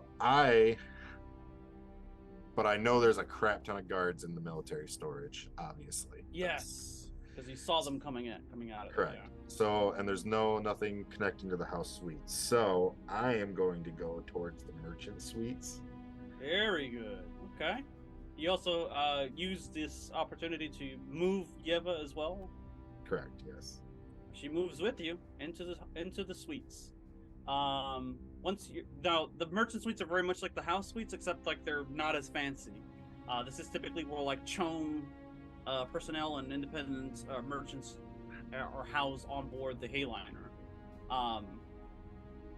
There are guards here, however. There's a whole squad of them, just like you've seen in it before, like groups of 5 or 6. They haven't noticed you yet. How do you want to proceed? Okay, first I want to know, are they grouped up? Yes, they are. They are? Okay. I am going to do an observe check, and I'm going to see what's around me here. You don't have to make an observe check to know that. What are you specifically looking for? Honestly, I want to get into one of the suites. That's easy. Barricade the door. You move subtly enough that they don't notice you coming in here. Nobody's expecting anybody to come in here, so you move in with Yeva. You both kind of slip into one of the merchant suites. What do you do once you're inside? I'm going to close the door, barricade it, and I'm going to say, all right, Yeva, we need a plan. We can't be doing this Rambo shit. Shit. We can't be doing this. We can't be running around the ship like this. It's like agreed. It's like we do need a plan. So I think the plan right now is to get to the navigator's chambers and take control of the ship. That's the only other way. I didn't feel explosions when the heighliner came to a halt. They have to have the navigator under their control. Oh, 100%. I agree with you on that one. Acquire weapons, make our way into the navigator's chambers, and take back the heighliner. If we can manage to get out of here and get help, then we may be able to get out of this yet. And on that note, we switch over to the navigator chambers for a moment. We see this military leader, Reese, standing before the chamber of the navigator as they're floating in their spice gas. The navigator speaks. You must uphold your end of the bargain. You know what I risked for doing this. Reese responds, yes, of course. I know exactly what it is that you're risking. And you understand what we're risking in return. We will both walk away from this with something to show for ourselves now, won't we? You will be rid of the guild, and we will be rid of this Imperium that has imprisoned us for so long. We both win in the end. Then it is agreed, the navigator says. The heighliner is yours. And that's where we'll stop for this session. You're fucking killing me, Eric. Jesus Christ. Well, hopefully I wanted more Archibald on that. needs to live long enough to get killed by Eloise. Oh, no. Now that I'm out of that like hostile situation, I have a pretty good plan. I do. I'm not gonna tell Eric because That's all the time we have for this session, everyone. I hope everyone here and those watching enjoyed the show. We will continue our adventures into the Imperium next Friday at 11 p.m. Eastern Standard Time. Beginning with our lovely crew members, beginning with Aaron. Tell everybody who you are, where they can find you online, and who you play for this evening. Hi everyone, I am Aaron again. You can find me pretty much everywhere as Great Cthulhu. Tonight I played Eloise Cheshire, who lies out her ass like breathing spice. You can next find me, I think Thursday, over at my lovely partner Dre LaFay's channel playing Grounded with our friend Kaizad. Excellent. Devin. Hi, one and all. I am the completely honest character, which is really surprising. Norma, not Reverend, well, still Reverend Mothery, but not really Bene Gesserit. And yeah, you'll see me next on Monday for Dragon Age. Here, this channel. Excellent. Ambrose. Hey everybody, I'm Ambrose. You can find me all over the internet as Changeling and on Etsy at Thornkind. And the cat has been very attention needy this evening. You can find me playing again in Dragon Age, 6 p.m. Eastern Standard Time. Translate that to your other times as you need. Key. Hello, I am Kisama. I've been Pardot Reed, and you can find me on Twitter at TrueKisama and behind a Denny's near you. Leo. Hello, my name is Leo. You can find me at Leo the Black, and we usually so I'm gonna be streaming on Saturday playing a video game. I have no clue yet. Maybe DUNE. I don't know at the moment. So, but anyways, yeah, that's where you can find me here on Twitch. You can also find me on Twitter as well. And today I played General Archibald. Whew, he's got a long road ahead of him. Yes, he Damn it, does. he will be the Pirate King. Last See you on that. You might have but to. not least.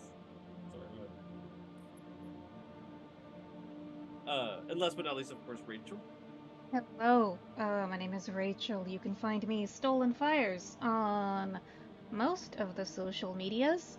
And as far as what's coming up next for the channel, there's going to be some Dragon Age on Monday, followed by that Curse of Strahd also on Monday, and then very early Tuesday morning, mid-morning for people on the East Coast, and mid-afternoon for people in Europe.